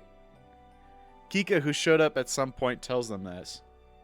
She claps her hands, dusting the chalk off her palms, and gives them a soft smile. Aoi's behind her, wiping away the last traces of scribbled drawing from the blackboard. Please don't make me do them. Please don't make me do the voices. Much to his surprise, even the three weirdos brought some blackboard erasers from the back of the class and quietly helped wipe the drawing away. What was the drawing, bro? When he looks around, he sees his other classmates picking up the desks he knocked down. It makes him feel awkward. It looks like he stepped into a scene from the teenage drama movie. Still, it doesn't feel bad at all. Miss Allison, hey, thank you. No, it was sort of cathartic. Kika then softly adds, If a little jealous. huh? So what happened here? Andrew steps into the classroom, his eyes wide with surprise. While the desk and chairs have been moved back into place, Shadashima is still writhing on the floor with all his lackeys wearing strange expressions around him. It's clear something happened here. Kyoji is willing to say he's the only one. Kyoji's willing to say he's the one who punched Shadashima.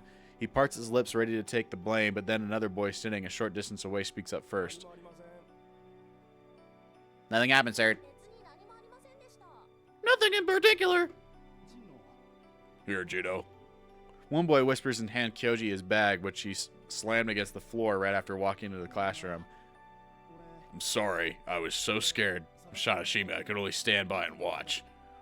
It's fine, don't worry about it. Koji taps him on the shoulder and heads back into his seat, only to find that Akane is surrounded by girls. As their eyes meet, they smile at each other naturally. Even after seeing that drawing, everyone's in class still treats them the same way. What drawing was it? For now, that is enough. But The Sandman looks around the classroom, confused. Shadashima-kun, are you sure nothing happened? Your face looks a little red. Shadashima finally gets to his feet and rubbing his cheeks looks away. No, nothing happened. Koji's eyes widen in shock. His surprise, knowing Shadashima, Kyoji assumes he'd go crying to Ando, but maybe he thinks he'd lose too much face by doing so, or maybe... Are you sure? Well, that's fine then. As far as Ando is concerned, everyone claims that nothing happened, or more important that... my god. Everyone claims that everything happened are not important...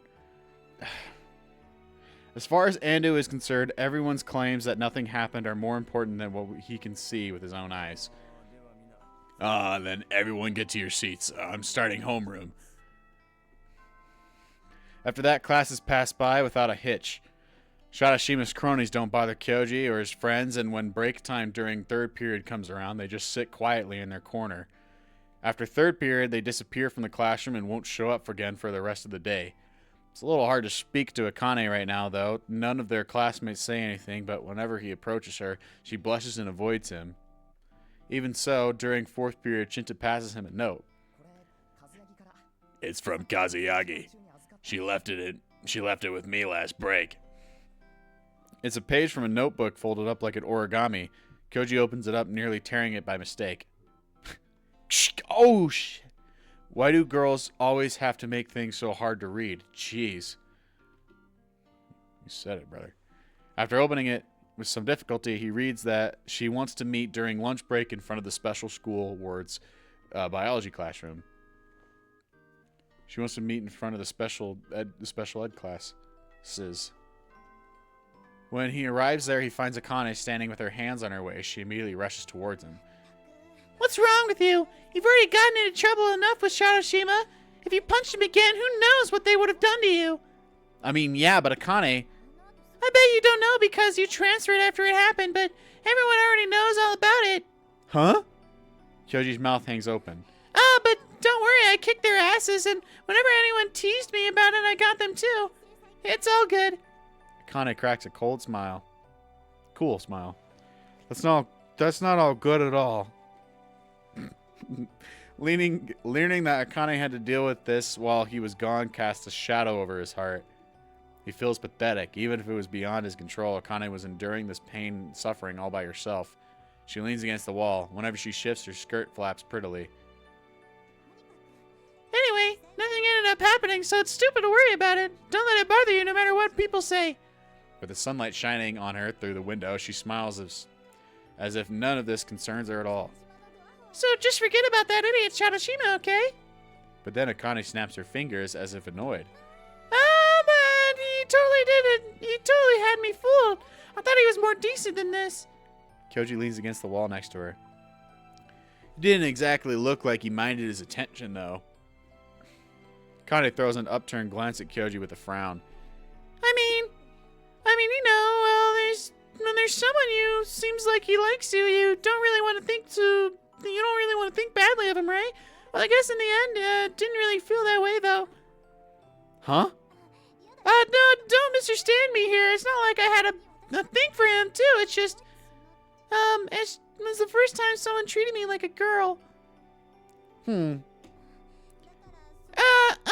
That doesn't mean I don't mind you treating me like I'm not a girl, though. It's just that I'm kind of crude, and no one's ever said sweet things about me like that, so Why are you panicking like that? Kyoji says with a smirk, gazing in Akane's face. All I've been saying is huh and and you're getting worked up for no reason. Akane turns very red. Don't tease me! Am I, though? You totally are! Gosh, I can't believe you! You've always been like this, Kyoji! Watching Akane seethe so energetically makes him happy for some reason. But it's fine. I guess everyone covered for me. Plus, that was the first time I got to sock someone in a while. I feel refreshed. Hooligan! You're the last one who gets to call people that. As Akane angrily puffs her cheeks, Kyoji taps her on the shoulder. Come on, let's get going. If you don't get in school store soon, there won't be any more bread left. I've got a box lunch. Well, I need to get bread. But as he sets off, Kyoji whispers quietly, "You're plenty girly already." Huh? After a moment, Akane catches up with him. Hey, Kyoji, what did you just say? I didn't say anything. Liar, you did say something for sure. No, I didn't. Buzz off. What did you just say, you hooligan? She whacks him hard on the back of the head, but even that makes him smile. Kyoji waits for Akane after school today, too. It's fun to watch her sprint during the track team practice. Her running form reminds him of a wild animal in motion. Is that a mean thing to say? Thanks for waiting. It's all good. You should join a club too, Kyoji. Yeah, maybe. That doesn't sound like a bad idea. Up until now, he hadn't felt like he had belonged to school, so he never considered joining a club. But over the past few days, he has finally started feeling like he's figuring things out. Still, I don't know what kind of club I'd even want to join. Didn't you do anything at your old school? Nope. If we had a music club, maybe I'd have joined that. There isn't one in Shakaki Academy either, right? No, there isn't, but Kyoji, what would you do in a light music club? What do you mean? I'd play music. What else? Huh? Well, you're not gonna do vocals, are you? Because I remember you being really tone deaf. Well, excuse me for being totally tone deaf, but I know that already. I wouldn't be singing, I'd be playing the guitar. Connie stares at him with round eyes. Stop staring at me with them big old eyes. Wait, what? You can play the guitar? Wait, what? You can play the guitar? Sorry. You got a problem with me saying good? What's wrong, Kane? As they walk side by side, Kyoji realizes that Kane stopped a few steps behind him. He calls out to her.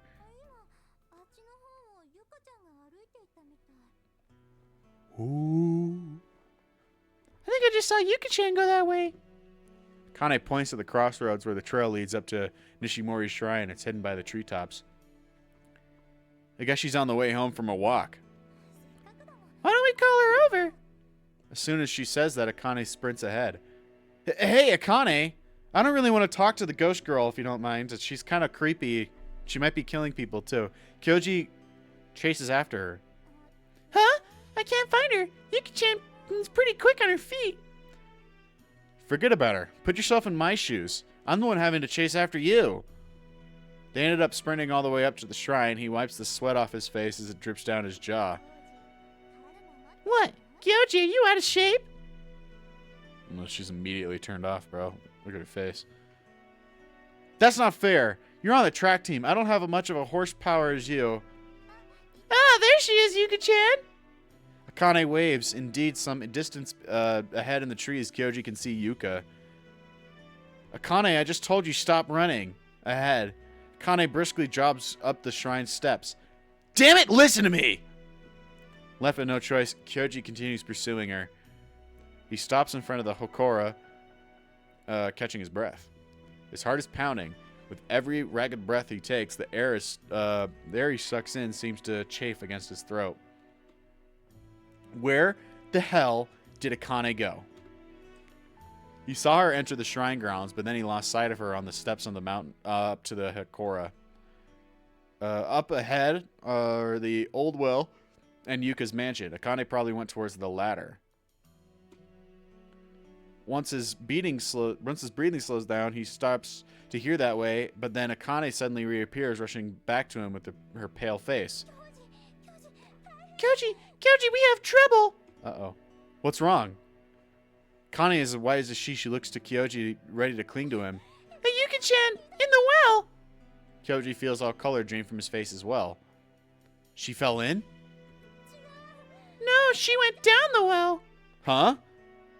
Kane drags him all the way to the old well by his arm.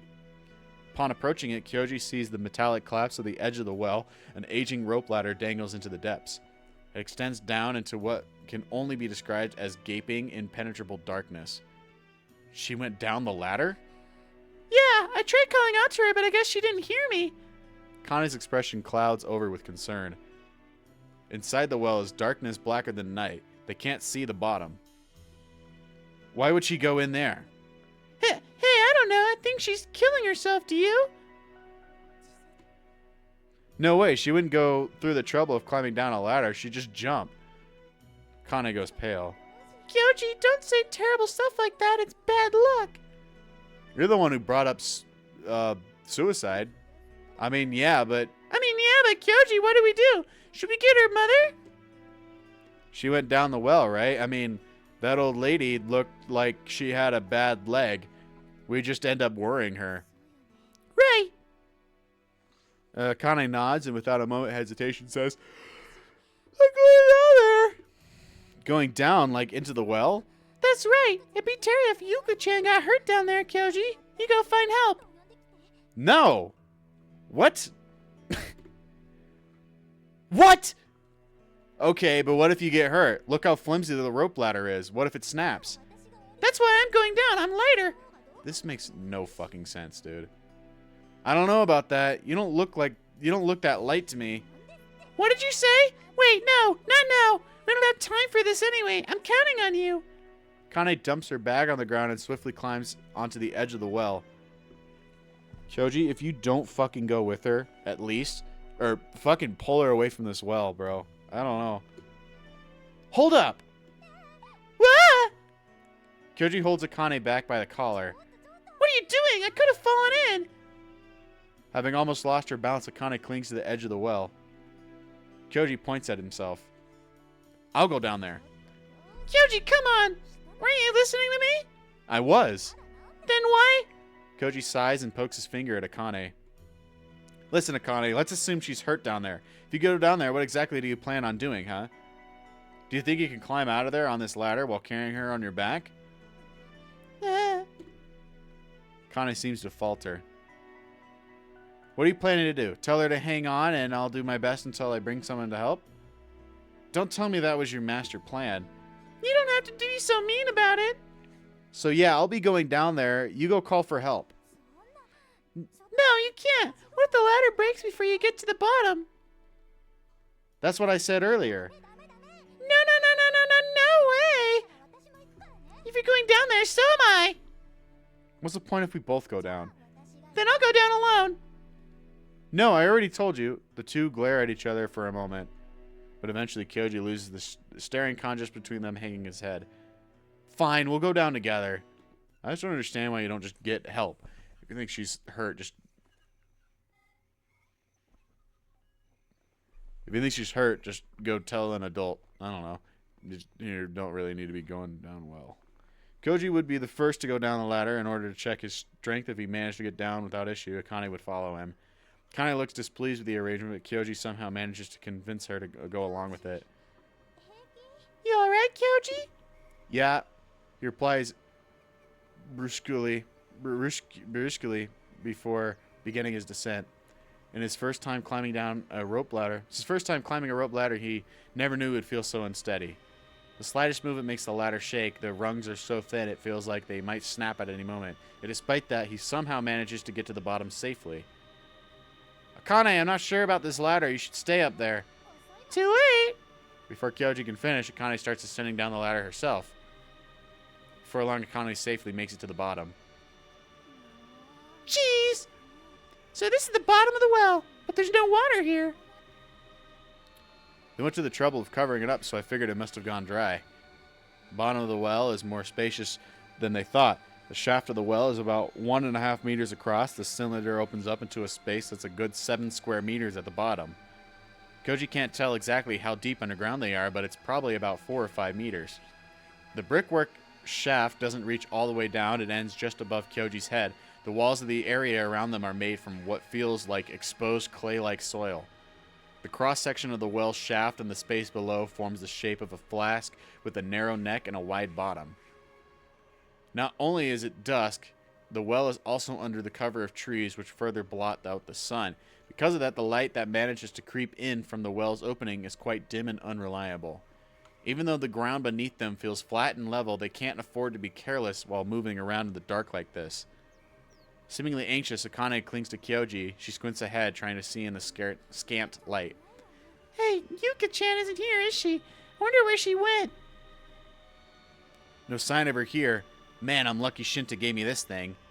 Kyoji turns on the light of the small keychain Shinta gave him some days ago. Let's go, Shinta W! He had an L before, but now he has a W, so it's kind of evened out. He presses on the monster's stomach, making its head and eyes light up. It's hardly a proper flashlight, but it shines surprisingly brightly in the darkness. Akane, if we don't find her soon, we'll give up and call for help, okay? Of course. Koji uses the light to illuminate their surroundings. The faint beam indeed reveals clay walls, then suddenly stops. A door? There, set in the wall, is a heavy-looking metallic door. Its rusted surface is studded with rivets along its edges. The door hangs slightly ajar. It seems it was just opened recently. Why is there something like this down here? No clue. I wouldn't know. Do you think Yuka-chan's in there? I don't see where else she could have gone. Yuka-chan, are you there? Akane calls out through the slight gap in the door. Her voice echoes against the walls. No answer. What do we do? Go in deeper? Kyoji looks between the ladder and Akane, who's gripping his arm. What if I told you to stay behind? I'd say no, you doofus. Yeah, you're the only one with the light, bro. Figures. Anyway, we might as well take a look. He can't deny that this situation excites him. Some part of him is afraid, of course, but his adventurous spirit is stronger than that. He used to go on adventures like this with Akane all the time when they were little. Pulling Akane by the hand, Kyoji opens the door. The creaking sound echoes surprisingly loudly in the underground space. Behind the door is a narrow corridor. He has to hunch over in order to keep his head from hitting the ceiling. The air is full of scents of water, soil, and uniquely sour odor of stagnant air. Without any rhyme or reason, he remembers a story he once heard about how grave robbers once died in an Egyptian tomb because the chambers was full of gas. Watch your step, Akane. Yeah. They grip each other's hands so hard it almost hurts. The air is thick with moisture. Just walking through it makes their clothes feel heavy and wet. Ah! What's wrong? A centipede. Kyoji points his light at the ground beneath them just in time to see a large black centipede scurrying away from the light. Looking at the wall, he sees a different species of centipede. This one with a white body creep away on the wiggling of its countless limbs. You ever seen a house centipede? Those things are fucking disgusting. They look so gross, but you know they're harmless or whatever. Same with like cave crickets. Cave crickets are really fucking gross. But anyway, don't touch the walls. Yeah. He doesn't remember her being particularly scared of bugs as a kid, but running into a writhing centipede in a place like this seems to have left her shaken, what with her voice quivering. As for himself, his head nearly brushes against the ceiling. The fear that a bug could slither down his back at any moment is driving him insane. But he can't afford to lose his nerve when Akane is frightened right behind him. It's at a time like these that being a guy has its cons. True, Kyoji. He grumbles that to himself, however. Kane's soft hand squeezes his. He frowns. As much as he hates to admit it, being dependent on like this is kind of makes bearing this situation worth it. Thankfully, the way ahead isn't long. After walking some 50 meters ahead, the corridor takes a turn. Around the bend is another metallic door, just like the first one they went through. After going down the well, it too is hanging slightly open. Kyoji exchanges glances with Akane before gently pushing the door open, just like the door near the entrance. It creaks as it grinds against the soil. Yuka-chan. Two of them fearfully peer inside. Welcome. Indeed, Yuka is here. Ooh. Relative to the passage they just went down, which was only narrow enough for a single person to squeeze through, this room is surprisingly spacious. Objectively speaking, though, it's approximately 13 square meters. Faint, wavering lights shine from old-fashioned lamps set in the walls. In the flickering light, the walls seem to shine with strange colors. The room is almost a perfect square. At its center is a rectangular stone table. It seems to rise from the floor itself, though looking at it more closely, it seems like a table and more like a box of some kind. Illuminated by the flickering light right in the middle of the room, leaning against the stone box is Yuka. The dancing shadows cast by the light wash over her. Yuka regards them with the same mysterious smile she wore when she first met her. Oh, thank goodness we found you. Kyoji can feel Akane's relief from her hand in his. We were so worried about you. Why'd you come here? Why are we here anyway? Akane asks one question after another, but Yuka doesn't seem inclined to answer her. Her gaze is fixed entirely on Kyoji. Hey, Akane was so worried about you that she came all the way down here to look for you. You could say something. Kyoji can't help but take offense to her attitude. Just the other day, she was so sweet with everyone that makes the contrast between them and now even more stark. But Yuka is fixed on Kyoji, an unwavering smile clinging to her lips. Yuka-chan. Akane looks confused. Kyoji pats her on the back. Akane, enough. Let's just go. She's a weirdo. But if she came down here on her own, then she can find her way out alone, too. Let her do what she wants. I tried so hard the other day, you know. Kyoji and Akane freeze in their tracks. Yuka's eyes are still fixed on Kyoji. Because Oni-chan, no. Kyoji, you haven't been listening to me, and you don't remember what happened all those years ago. Years ago? Yuka evades his question with a smile. Maybe she didn't hear it to begin with. When I told Moane, she had the nerve to tell me to be kinder. Not just to Kyoji, but to everyone. You can't believe her cheekiness. She says that, the way she's rotting, so I gave her a good beating. Still, I figured I could try doing as she said. What are you talking about? But now I'm bored of it. He'd forgotten. He first met Yuka, and then in front of the well, and then when he saw her in the streets. There was always strange aura around her like a heat haze. A heat haze. Something odd always seemed to envelop her. Yuka's large eyes glint sharply. I had put up with smiling for those filthy nobodies, but you have any idea how sick that made me feel, Kyoji?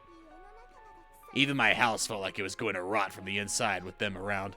They all sat there with stupid smiles on their faces. Yuka-chan.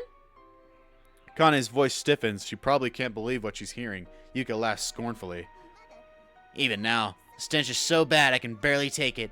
This woman, she reeks. I'm surprised you can hang out with this disgusting creature. Why, you little... Yuka-chan. Kane's scream echoes through the underground chamber. Yuka-chan, you can do it. You can do it. But Yuka pays her no mind. In fact, she only cocks her head and spits more bile from her lovely lips. Bile? So come on, let's leave this creature behind already. This is the perfect place to lock up cowardly swine. Fits this woman just perfectly. That's why I lured you here. Yuka pinches the hem of her skirt and gives a lovely curtsy as if she were attending an old-fashioned ball. Akane swallows nervously and grabs Kyoji's sleeve almost painfully hard. As much as she hates to admit it, Kyoji realizes that he's shaking too. There's something wrong with this girl. He comes to that realization once again.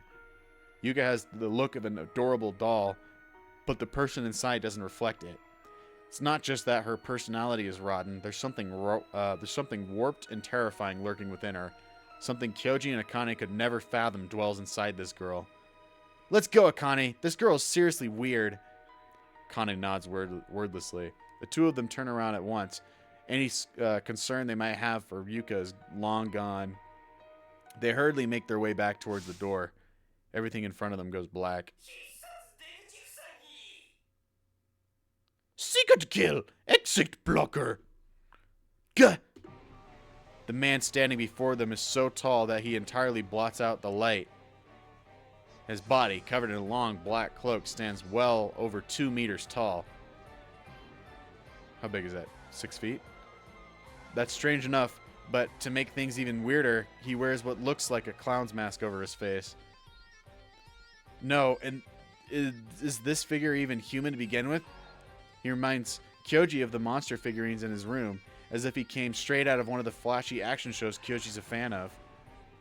His entire almost looks like something cheap, like some cheap costume. Who are you? In response to Kyoji's strained cry, the man takes a big step forward, grabs Kyoji's hand forcibly, vigorously pumping it up and down. Delighted to acquaint you. A pleasure to make your meeting. Hi, hey, hi, hey. You asked for my name, didn't you? Asked for it, you did. Then I should answer you. Answer I shall. Answer I will. The man grandly puffs up his chest when he releases his breath. His voice seems to shake an entire stone chamber.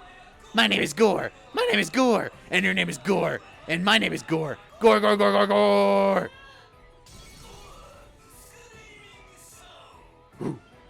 Go! Screaming Show! Kyoji pulls his arm free and shields Akane behind his back. What the hell are you? The way his voice quivers makes Kyoji feel pathetic. He thought Yuka was strange, scary, even incomprehensible, but this figure is on a whole different level. He's even stranger, even more wrong. Than Yuka is something, perhaps a deeply rooted instinct within his mind. It's screaming out in alarm. You're creepy. What are you, some kind of Halloween reject? Who are you supposed to be? Yuka laughs out brightly. That's no good, Gore. You have to be more polite when you greet them like this. Yuka bends at the waist in a mockery of a bow. Gore cocks his head slightly before nodding. Like this? Like this? He follows Yuka's example, placing a hand on his chest and bending at the waist in a surprisingly elegant bow. That's right, good boy. Yuka claps happily. Gore once again places a hand on his chest and bows, this time turning to look at Kyoji, who only glares up at him. Out of our way! No, I should entertain our guests. Yes, I should. I say get out of our way. Can't you hear me? How shall I entertain them? What shall we do? Please, just let us go. Yeah, please just let us go. Akane cries out pitifully. Kyoji pulls Akane by the arm. The two of them try to slip past Gore, but he simply darts into their path. They try to push past again and again, but each time they take a step, Gore's body swerves left or right to block them. He looks like he's having fun, as if they're playing some twisted game of tag. Entertainment! Entertainment! Akane is very important to Yuka after all, because she'll make Yuka happy. No, I got it wrong? Did I? Akane is to Yuka. Yuka is to Akane. Akane, Yuka, Yuka, Akane, Yuka. As Gore speaks, he violently shakes his head. That's right. I've got it. Yes, I do. Yuka's gonna make Akane happy. Isn't that right? Yes, it is. Yes, indeed. I said get out of our way. Tell him. Kyoji's head is spinning, almost like he's suffocating. Get away. Oh, yeah, get away. Please just get out of the way. Please. So now, that is decided. Let the show begin. It's like Gore can't hear what Kyoji and Akane are saying. He waves his hands over each other as if performing a magic trick in the blink of an eye. Two sock puppets appear on his hands. They look familiar. Yeah, it looks like Yuka and Akane. Huh? Is that me? Akane's voice is shivering. The puppet has cute eyes made from buttons and chestnut hair that's tied to a ponytail. It really does look like Akane. Those don't look like button eyes, bro. Those look like real human eyes. The puppet on his other hand looks like Yuka. What is he trying to do? As Kyoji and Akane look on speechlessly as Gore starts talking in a high-pitched falsetto. I'm Akane. I'm Yuka. The puppet of Akane on Gore's left hand starts wiggling around in sync with the movement of his hand. Poor Yuka-chan. She's sickly and I'm healthy. Her mommy's weird. Her daddy's gone. I got a good family. I'm so happy. Beep, beep. She can't go to school, but school is so much fun. She has no friends. I'm the most popular girl in class. I'm so happy. Yeah. Akane starts shivering, but Gore continues without pause. I know what I'll do. I'll be your friend. I'll do it for poor Yuka-chan. Stop it! I'm so kind. How can I be so kind? Now Kyoji's going to be all over me. I said stop it! Kyoji tries to grab Gore's hand and attempt to get rid of those dolls, but Gore's hands easily dodge away from Kyoji's. It's like trying to catch a fog.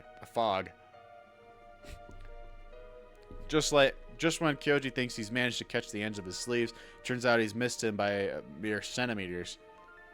It's a strange feeling, like Gore's very existence is slipping between his fingers. As Gore continues, his voice becomes even more shrill. I understand, Yuka-chan is a little more rebellious, that's all. She's being difficult because she's such a poor thing, so being the nice, privileged girl that I am, I'll forgive her. Stop it! Because compared to poor, unfortunate little Yuka-chan, I'm so happy. I never thought that. Look at you, Chan. Makes me feel so happy about myself. Yuka jumps up and down, cheering and clapping her hands. Kyoji can see tears rolling down Akane's cheeks in dull, reddish light. Akane, who would never allow herself to show tears to anyone, is crying. Haven't you had enough already? Kyoji blindly tries to grab Gore's hands, but Gore continues to dodge away like dance-like steps. Feels like Kyoji's chasing his own shadow. Huh? You don't like this? How about a tough audience? Complaining all the time. I guess that's just how it goes. Yes, it is indeed.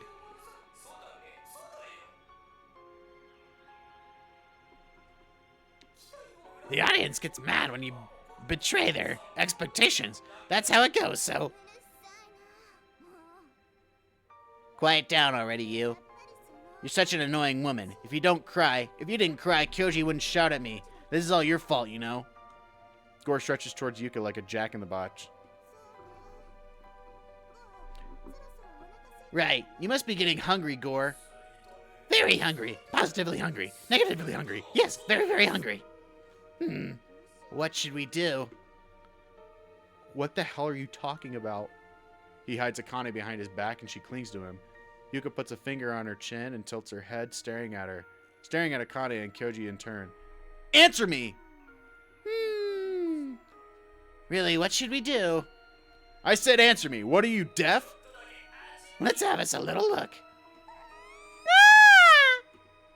Akane lets out a shrill scream behind him. Her voice echoes, piercing his eardrums. Akane! Huh? Don't let them get to you, Akane. Akane curls up, shivering. I'm sorry, I couldn't protect you. That finally makes Akane react. Kyoji? Back then and now, too. It must have been awful. I should have stopped them sooner. No, it's not your fault. I'm the one who went after her today. Akane hangs her head before continuing. And back then you had no choice. I'm the one who got you involved, so don't. She can't bring herself to say more. Feeling the implicit meaning behind her words, Kyoji swallows down what she was going to say. Anyway, let's get out of here. What? The two of them go back the way they came. They pass through the centipede-infested corridor and return to the bottom of the well. However, once they make it there, the two of them freeze up. The ladder's gone. Remains of the evening sun filters in from above. Akane and Kyoji hurry to that dark crimson light. They hear Yuka laughing from above. The missing rope ladder must be her doing. What, you little... Lower the ladder! Nope. You're not getting out of this. You're not getting out until she's a little tastier.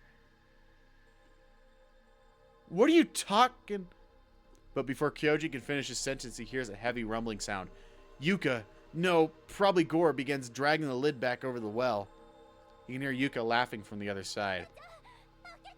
Yuka-chan, open up! Akane shouts in vain, and the hole closes little by little. Koji clings to the surrounding walls, looking for a way to climb up. But the opening above shrinks from a semicircle down from a slender crescent. Soon enough, the thin orange rays of the light fade away. As they do, Kyoji falls off the wall and lands on his rear. Kyoji, are you alright? Yeah, I'm fine. He sits up and slams his fist against the ground. Damn it! She trapped us down here. They spend a few minutes shouting upwards at the top of their lungs, hoping someone might hear them. They hope someone, Yuka's mother or some other passerby, will notice them. For all they care, it'd be fine if Yuka had a change of heart and opened the lid back up. All they want is to escape. But no one ever comes here to begin with. Eventually, Kyoji and Yuka exhaust themselves squatting down on the ground. Hey! Unable to give up just yet, Kyoji raises his ragged voice one last time. Give it up, Kyoji. You'll just tire yourself out. But... No one passes by here, but we'll be fine. Someone will come looking for us soon enough. Akane sounds like she's trying to convince herself. Ah, right. Our phones. Do you have a signal? Kyoji takes out the figurine Shinta gave him and turns on the light again. Both of them take out their phones and hold them under the light. No bars. Not here either. I guess that only makes sense. We're underground. Sighing, they close their phones and put them back in their pockets. Kyoji turns off the figurine's light as well. You're turning it off? If I leave it on, I'll just eat through its battery, right? I don't think this thing is made to last long. Right.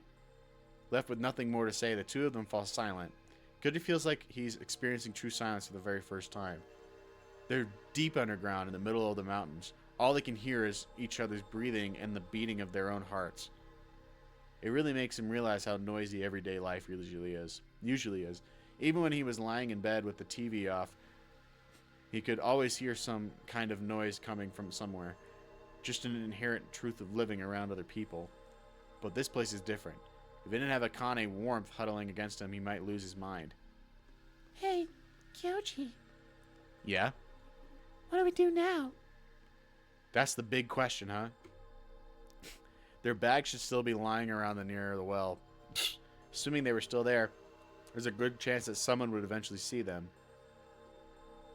But he has a hard time believing that Yuka, who can only assume wishes... He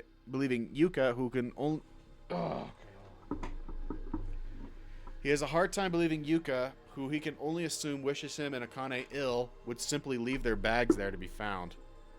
He can only pray that Yuka fail to see their bags lying in the weeds.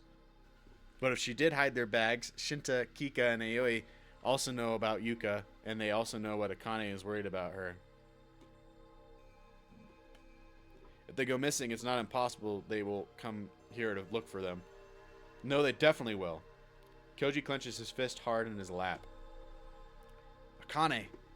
He can feel Akane shivering slightly next to him. Are you cold? Yeah, a little. Her words trail off as she shivers again. He hears Akane scratching her head. The sound puts an uneasy smile on his face. She's always had this habit of scratching her head whenever she lies, ever since she was a kid. It's not that she's entirely lying about being cold, of course. Kyoji can't be sure how long it's been since... Kyoji can't be sure how long it's been since the lid of the well was closed. But with the sun setting late in the day, the air is colder now. With a sudden urge of energy, Kyoji gets to his feet. What is it? I just figured that even if someone's coming to find us here, just sitting around is depressing. Let's move around a bit. Yeah. Kane's voice perks up. Knowing her, he figures that some exercise will keep her spirits up. Right, so what do we do? We already tried climbing up. I don't think there's any point in doing that. Let's just, let's go deeper in. How about we search around down here one more time? Maybe there's another passageway. It's just an idea, but it doesn't seem like a bad one. Someone went through the trouble of digging the tunnel down here in the well and installing those sturdy doors. Although Kyoji has no idea what it was used for, but the entire structure is so strange that he shouldn't be surprised that there were another passage or two they didn't know about. But what if we're not here when someone comes along for us? I mean, this tunnel isn't that deep. If we raise our voices, it echoes pretty far. I guess you're right. Kane nods, albeit uneasily. Then let's get going. Koji turns his light on again, illuminating the darkness with his faint glow. Give me your hand, Akane. Okay. The two of them squeeze through the cramped tunnel once again. The second time around, they already know what to expect, and it feels nowhere near as long as it did earlier. Koji pushes the heavy door. The lamps that were lit when Yuka and Gore were present have since gone out. It's dark. Yeah. Maybe Kyoji is imagining it, but it feels like the air is moving slightly. As Kyoji looks around, searching for the place, the draft is blowing from Akane seems to notice the same thing. Hey, do you feel a breeze? That could mean an exit. You feel it too. Their hands squeeze harder. Alright, let's look around and see if we can't find a way out. Yeah. When they were here earlier, they were so focused on Yuka and Gore that they didn't put any attention on the chamber's interior. This time, Kyoji examines the room carefully with the dim light from his keychain.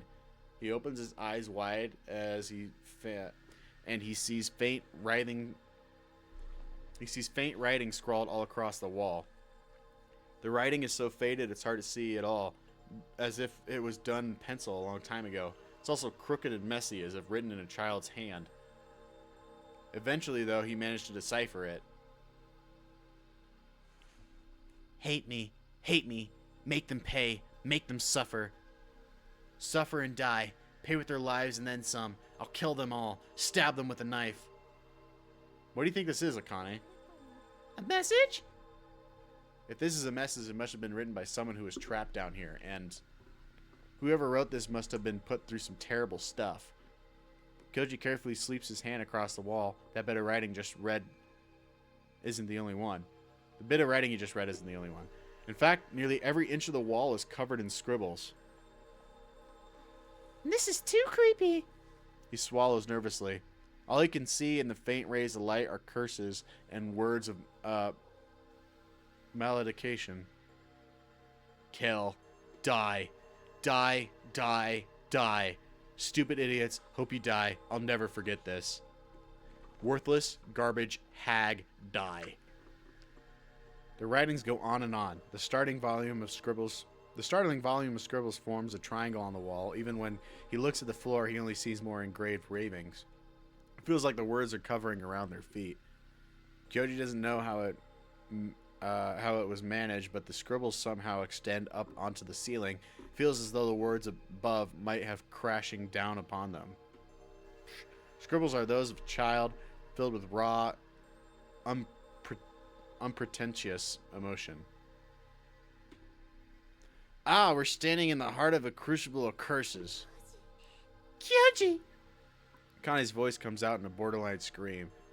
Yeah, let's get out of here already. The last spot of the light reaches in a hole in the wall. It's large enough for a person to fit through.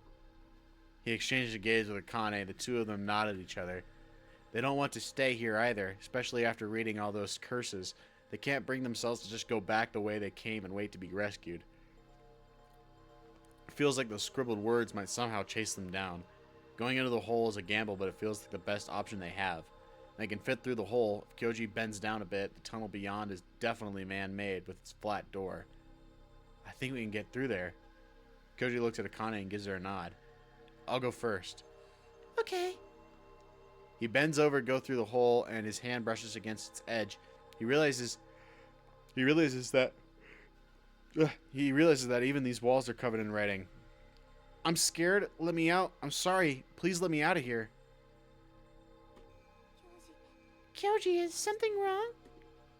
Kane asks him dubiously, but he only shakes his head. It's nothing. Let's go.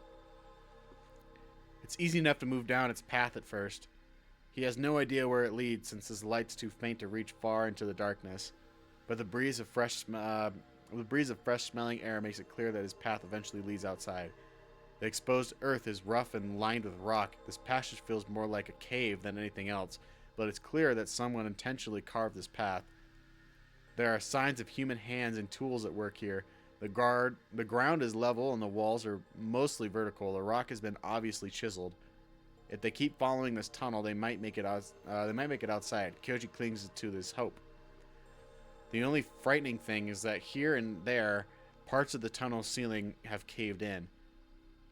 There are large rocks lying around that have seemingly fallen as their shapes match holes in the rock above. Watch your step, Akane. Yeah. It's hard to tell how far they've traveled through this cavern already, but it doesn't feel like it's been that long.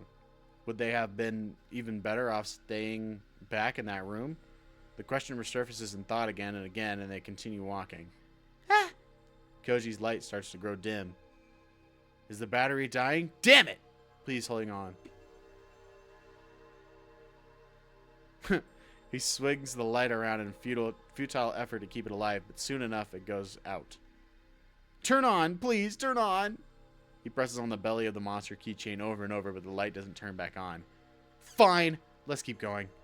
Kyoji squeezes Akane's hand and responds with a yes that's so small and husky, she questions if she actually said anything or he's just imagining things.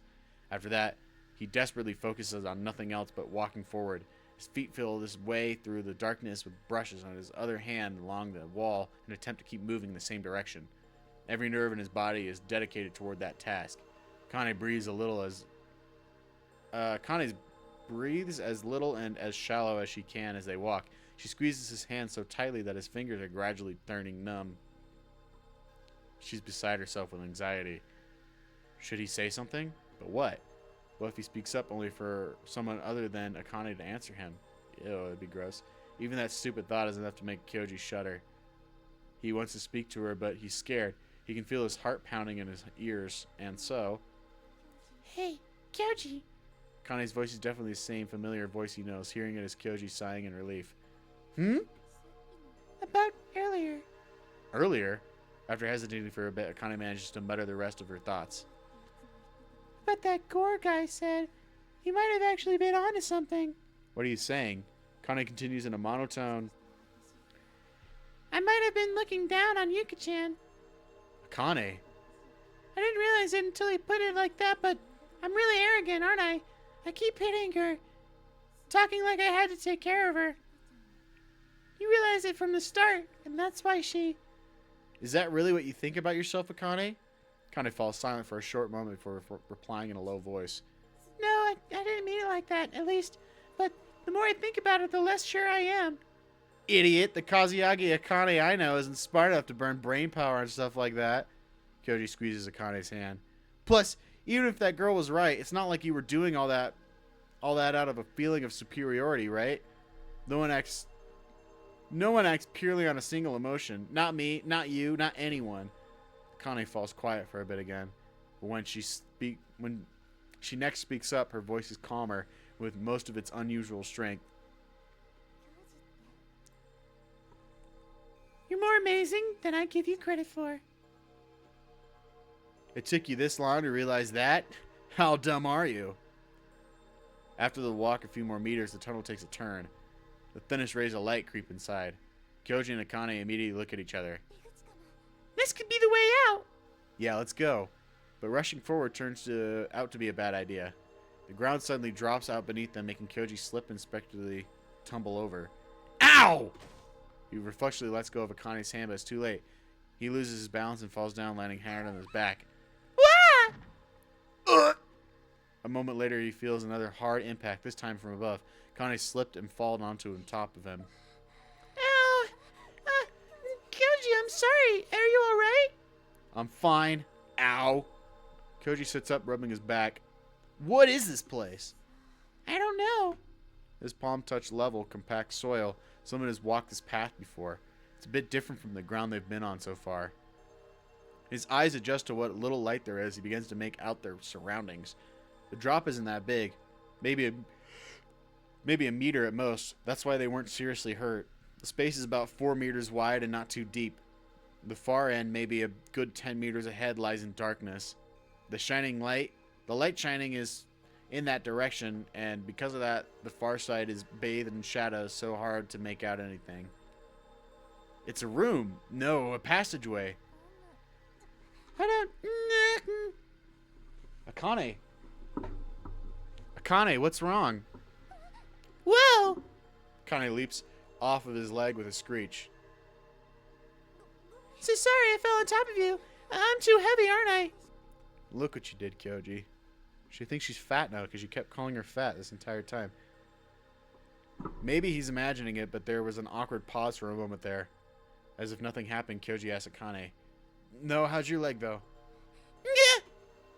When Kyoji reaches towards her, Akane wordlessly retreats away. Fear disfigures her features. Kyoji pulls his arm back. Sorry. Akane hangs her head. I'm fine, really. Okay. Silence, fighting the awkward atmosphere. Kyoji stands up without offering Akane a hand.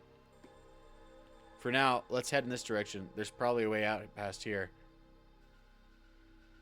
Kyoji presumed exit turns out to be blocked by yet another metallic door, not unlike a double-winged fire door. Sitting in front of the door are what look to be sandbags, wooden crates, unidentifiable machine parts, and heavy bits of metal. Scrapes of cloth and sheafs of paper litter the ground. Let's get this stuff out of the way. Okay.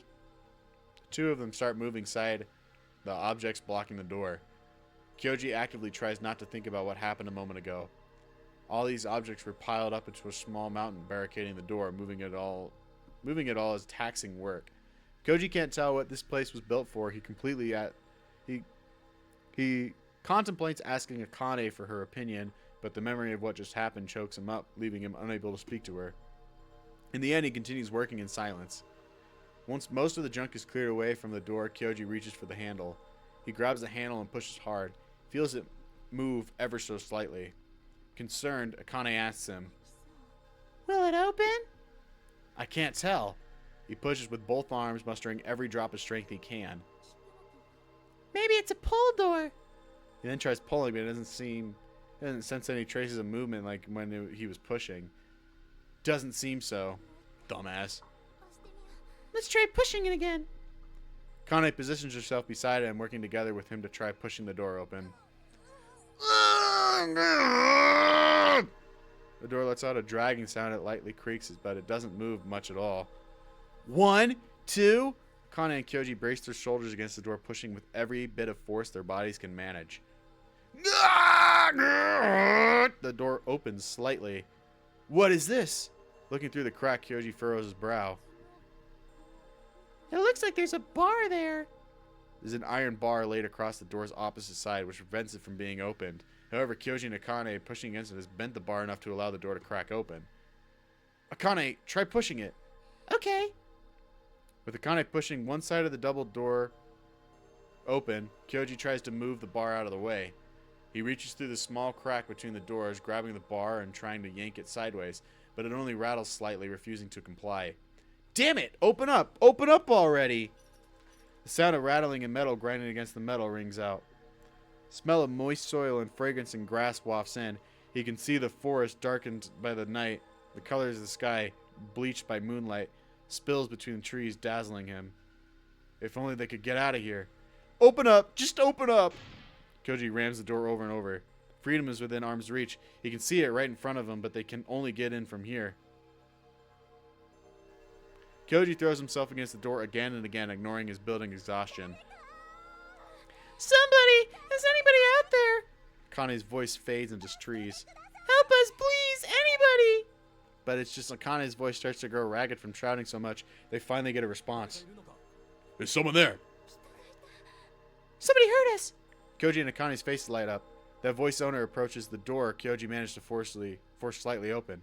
It's clear from the person's voice that he's an adult man, but because his back is to the light, Kyoji can't make out his face. The realization that the person's voice is familiar to him crosses Kyoji's mind for a moment, but he's not in the position to particularly care who it might be. What happened in here? We're trapped in here. Please open the door. Trapped in there, eh? The person on the other side seems to scoff. I'll get it open. Give me a moment. Half an hour or so later, Kyoji and Akane are sitting in a car on the way to the hospital. The vehicle reeks of cigarette smoke. Its interior is dusty with the residue. Kyoji grumpily rests his cheek on his hand. Never would have thought this guy would be the one to save us. In the driver's seat is none other than the shady man they found in front of Yuka's place. In stark contrast to his vagrant appearance, he drives a silver sports car. The back is very cramped, and Kyoji is basically squeezed into his seat like a sardine in a can. Akane says nothing. She probably still feels awkward about what happened earlier. Should he say something? While he's grappling with that question, Akane whispers to him. Maybe our phones would have worked by the door. Maybe. That close to the open air, their phones might have had a signal. They were so panicked it didn't occur to them. The man who has been quiet so far finally speaks up. What are your names? I'm... Akane starts to answer, but Kyoji intervenes. Don't tell him. But... You shouldn't give your name to a guy as shady as him. Besides, it's only polite to give you... You're gonna say I should give my name before asking yours, huh? Kyoji frowns at the man, takes the words out of his mouth. So what if I am? Not a shred of originality to you. Besides, I'd have shaved your lives. I think that entitles me to your names, don't you? All right, now let me get out in the front of the other one. Kyoji can see the man's smirk reflection in the mirror. Don't say no one is asking for your help. It's such a hackneyed line. And anyway, he definitely did ask. Getting beaten to the punch so many times drains Kyoji of his desire to resist the man any longer. So he answers with another frown. Fine, I'm Gino Kyoji. And I'm Kazuaki Akane. Thank you for helping us back there. Akane politely thanks the man, but the man doesn't respond. Oh, but we don't need to go to the hospital. We have to get home. Do you two have any idea how you look right now? With a cigarette in his mouth, the man glances at them through the rear view mirror. Uniforms are filthy and tattered and you're covered in wounds. Plus your leg's hurt, isn't it? Akane's reflexively touches her right leg. Akane, is he right? Yeah, but it's nothing major. Akane nods bashfully, her voice feeble. Kyoji never noticed she must have sprained it when she fell into the hole. She was probably pretending to be fine, even if it was painful for her to stand. The hospital will let your families know where you are. And more importantly, what happened? You weren't out on a date in there, were you? That's none of your business, is it? Kyoji snaps at him and the man only smiles. Don't make it out on me. Don't take it out on me because you didn't notice your girlfriend got hurt. What did you just say? Kyoji shoots up in his seat, but the man doesn't seem fazed by his reaction at all. What I'm saying is that only a stupid brat thinks shouting solves anything. Or do you want to get out there? Or do you want to get out here? If you'd like, I can take your girlfriend to the hospital myself. I don't have time to do favors for a screeching brat. After thinking it through, Kyoji settles back down. Kyoji. I'm not getting out. I wouldn't let Akane alone with this guy like you. The man cracks a thin smile. The car turns along a wide curve before finally entering the man cracks a thin smile. The car turns along a wide curve before finally entering the hospital parking lot. The man cracks a thin smile. The car turns along a wide curve before finally entering the hospital parking lot. After their administration to the hospital, Akane gets examined first. While she's being seen, Kyoji calls her parents and Yamiko. Akane's parents are probably very worried about her. They tell him that they'll be there as soon as they can. Kyoji can't blame them. The clocks tell them it's past 10 in the evening. All the disappearances lately, they must have been worried sick. Yamiko immediately asks him which hospital he's in, only to hang up right after saying she's on her way. Akane's examination finds that she's sprained her ankle. It's a pretty bad sprain too. Bad enough that by now she has become feverish. You can get a fever from broken or sprained ankle. Doctor says she can spend the night at the hospital to be on the safe side. She's been tucked into bed. They weren't as angry as I thought. I guess, but they'll be yelling like hell later. Still, Akane's voice sounds much firmer than before. When Akane's parents and Yamiko showed up, Kyoji and Akane told them the gist of what happened, minus the strangest parts. They said they saw a girl they know going down into the well, so they followed her. Kyoji and Akane got into trouble together a lot back when they were kids. It wasn't unusual at all for them both to come home bruised all over. As Akane's mother puts it, they're back to their old tricks. Akane's parents ultimately scold Kyoji alongside Akane, but they seem like they're in a good spirits, perhaps because they simply are relieved the two of them are okay. Her parents end up going home without her. Akane may be staying in the hospital for the night, but they have to take care of the two younger brothers. Then leaves Yamiko, Akane, and Kyoji alone in the room. Of course, I'm going to do a little yelling. Seriously, I can't believe you'd be that reckless. Sorry. Kyoji hangs his head. When it comes to Yamiko, all he can really do is earnestly apologize. Yamiko cracks a tired and smile and sighs. Well, still, you two are lucky Yoshiki was passing through. Don't forget to thank him. Kyoji frowns, refusing to respond to that. Much to his surprise, it turns out the shady man is a friend of Yamiko's. He looks so fucking cool. His name is Yatsuki Yoshiki. He's from right here in Kurihiro City. He went off to marry a friend of mine, but after his wife passed away, he ended up coming back. Oh, and he'll be staying at our place for a while. What? The news is like a bolt from the blue. Kyoji can only examine in loud disbelief, earning himself as a scolding by a nurse. Once he lowers his voice again, he grumbles.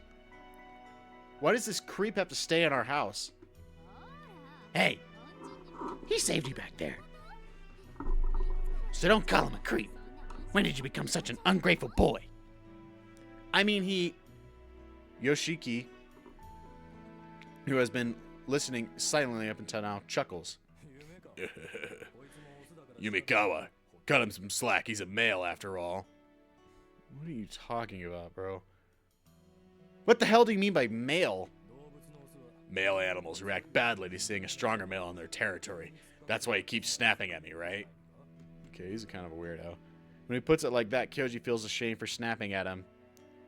All he can do is fall silent with a sour expression on his face. Yoshiki went out to the lobby to smoke in accordance with the hospital's strict no-smoking policy in the wards. When he comes back, though, he walks in without so much as a knock. He slips into the room with a flap of his long black coat. Oh, speak of the devil, we were just talking about you. About me? Yamiko speaks jokingly. Yes, about how shady looking you are. You'd think you were a hardened criminal or something. Did you get pulled over for questioning on the way here? Maybe you don't know about it, but there's been a string of disappearances around here recently. Disappearances? Yoshiki raises an eyebrow. Hmm? Do you know something about them? No, actually, I wanted to ask you two something. Unlike before, Yoshiki's turn is now slightly stiff. What are you doing in there? Huh? Like we said earlier, What was it? You headed down there to look for a girl, you know. Just who was that girl? Where did you meet her? How old is she? And what is her name? Yoshiki, stop that! What are you now? Yoshiki ignores Yamiko's admonishment and continues his barrage of questions. Did you pick something up? Did you maybe find something down there? A major change from before. He's entirely lost his composure now. I knew it! I just didn't like this guy. Kyoji angrily glares at Yoshika's eyes through the man's sunglasses. Why the interrogation? I don't think I need to answer that. Rage builds inside Kyoji. The way this guy talked about males already put Kyoji on edge. He can't stand his attitude at all. He's a freak. Fine, I don't think I need to answer your questions either then. You can throw my words back at me all you want. But I have a question. I have a reason I can't tell you. Don't put me on the same level as a stubborn oaf. Don't put me on the same level as a stubborn... Don't put me on the same level as a stubborn oaf like you. What? Why do you have to be so annoying? Cut it out, Kyoji! Kane shouts at him from her bed. Just stop it already! This conversation is going nowhere! But Akane sits up, gazing directly at Yoshiki. The girl's name is Yuka. She lives in that area. We met her when she helped Yamiko-san with the other research. All right, you had mentioned something like that. Where was this? Sorry, do you know the Hokari up the hill from Nishiroi Shrine? Yeah. There's a well past that. We met her around there. A well? Even though his sunglasses make it difficult to read his expressions, the complicated look on his face is still visible. You found the woman in the well? And Kyoji and Akane exchange a glance. Woman doesn't sound right. She's definitely younger than us. Yeah, just a little girl. Can you describe her? She's cute, and she's got big eyes that tilt inward like a cat's, and she's got long hair. Akane pauses for a thought before cocking her head. And as for what happened to her, we ended up here because we followed Yuka, but you see, Akane's voice falters, but of course it would. How could she explain what happened in a way anyone would believe? we lost sight of her at some point. After some thought, she manages to say that. It's the only way she can describe it.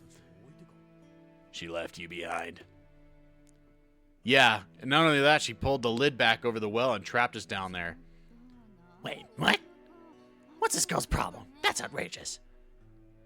But in contrast to Yamiko's angry outburst, Yoshika turns pensive and speaks softly. I see. So that's how you got trapped inside. But the bomb shelter where you found those two are pretty far from the well. I can't believe they're connected. Yoshiki doesn't respond to her words. Indeed, the cave-like place where he found Kyoji and Akane is an old bomb shelter used in the war. What's more, the bomb shelter is next to the town over. Is in the next town over. Yoshiki has likely decided there's no point in asking Kyoji, so he instead turns to Akane and continues questioning her. Did you find anything inside? I didn't. What about you, Kyoji? No, I didn't see anything to take. Yoshiki nods, seemingly satisfied with their answer. All right. He then turns his head and heads for the door. What's your problem? We answered your questions. Could you say a word of thanks? Thank you. I think she answered my questions for the most part, not you. True. Yoshiki scoffs, causing Kyoji's temper to scoff. Yoji scoffs, causing Yoshiki scoffs, causing Kyoji's temper to flare up again. Why does everything this guy says frustrate him so much? Yumikawa, I'll go on ahead to the car. Fine. We'll be there soon. Yoshiki turns and look at Akane. Sorry for bothering you. Oh, sorry for bothering you. You're with fever. Sorry for bothering you with your fever. Take it easy for the rest of the day. He closes the door behind him as he leaves. It's not bad after all, huh? Akane's remark proves a harsh response from Kyoji. Ha! I don't know what you're talking about. He's a creep! After that, the three of them leave Akane in the hospital and head home. While Akane was being examined, Yoshiki collected their bags from the well. As much as Kyoji dislikes him, he has to thank Yoshiki for that much at least. He can't bring himself to practice guitar like he usually does every night, so he simply crawls into bed. Too much happened today. Feels like a whole week's worth of events happened in just one day. Going to school with Akane, fighting with Shadashima, going into the well, getting trapped inside, making it out, and then going into the hospital. But really, what in the world happened back there? Kyoji bites his lip. Yuka and Gore Screaming Show! Well, they flashed on screen for a second. It must have been a dream or a delusion, but it feels like he doesn't explain what happened in that way. The world around him might unravel at all at the seams. A terrible puppet show. The disgusting man, Gore, the way those two disappeared in thin air. And that corridor covered floor to ceiling in curses. All that mysterious things are far beyond the scope of the world Kyoji knows. He doesn't understand even a single one of them, much less all of them. I'm tired. He decides to go to sleep, but just when he tries to bury his face in his pillow, the door opens without any warning. Oh, Hey, it's Yoshiki, but without his sunglasses and usual long coat. He actually looks decent. He's surprisingly young, clean-shaven. Kyoji might think he's the same age as Yamiko. What the hell? At least knock before you come in. As usual, Yoshiko says nothing. His gaze falls on the guitar strings against Kyoji's bed. you play the guitar? Yeah, well, I would have one string in my... Hey, don't touch it! Ignoring Kyoji's protest, Yoshiki sits on the side of the bed, picks up Kyoji's guitar, and begins to pluck strings. Badass. Kyoji initially lunges toward him to snatch his guitar out of the hand, but then he finds himself stopping. He's good. Kyoji's lost for words. He absolutely wowed. It's the first time he's heard such a skillful playing of the guitar live. Yoshiki looks like he was born to hold guitar. It's clear he's quite experienced with it. But more than anything, the sound he produces from the guitar are breathtaking. They're completely different from when Kyoji plays it.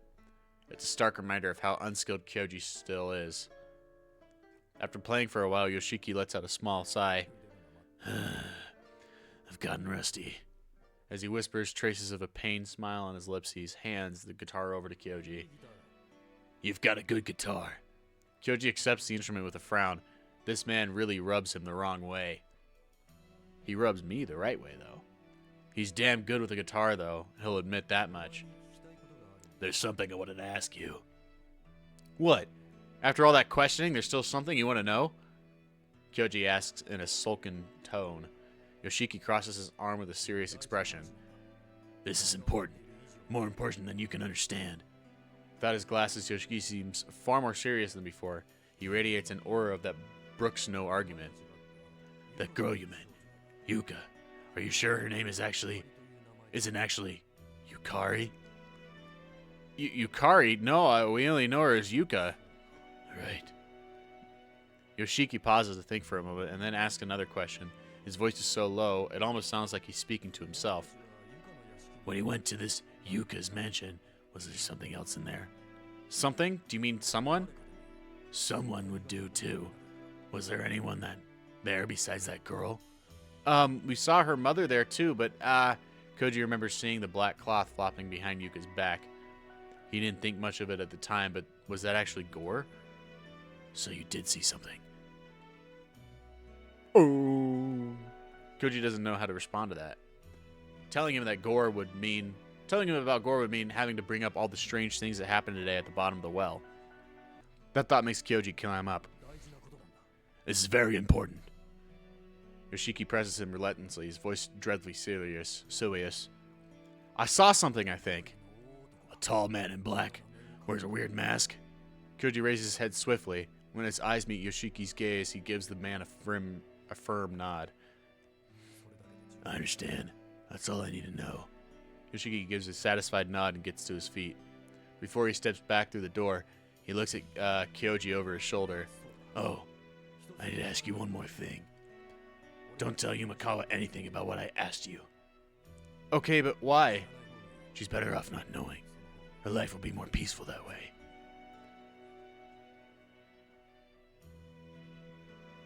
What? What? Don't be overdramatic.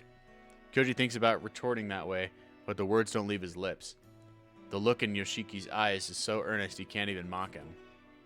And also, never go anywhere near that mansion again. Will that make my life more peaceful? It's as far as he dares to go, and even then he says it with a smile, but Yoshiki only gives him an expressionless nod in response. Yes. The door closes with a click. Koji stares absently at the door for a moment, but in the end he just crawls back into bed. Seriously, none of this makes sense. The fact he can't make any sense of the situation has gotten tangled up and unnerves him. And we are going to stop it there. Thank you so much for watching. I will see you all in the next one. Thank you so much. Bye.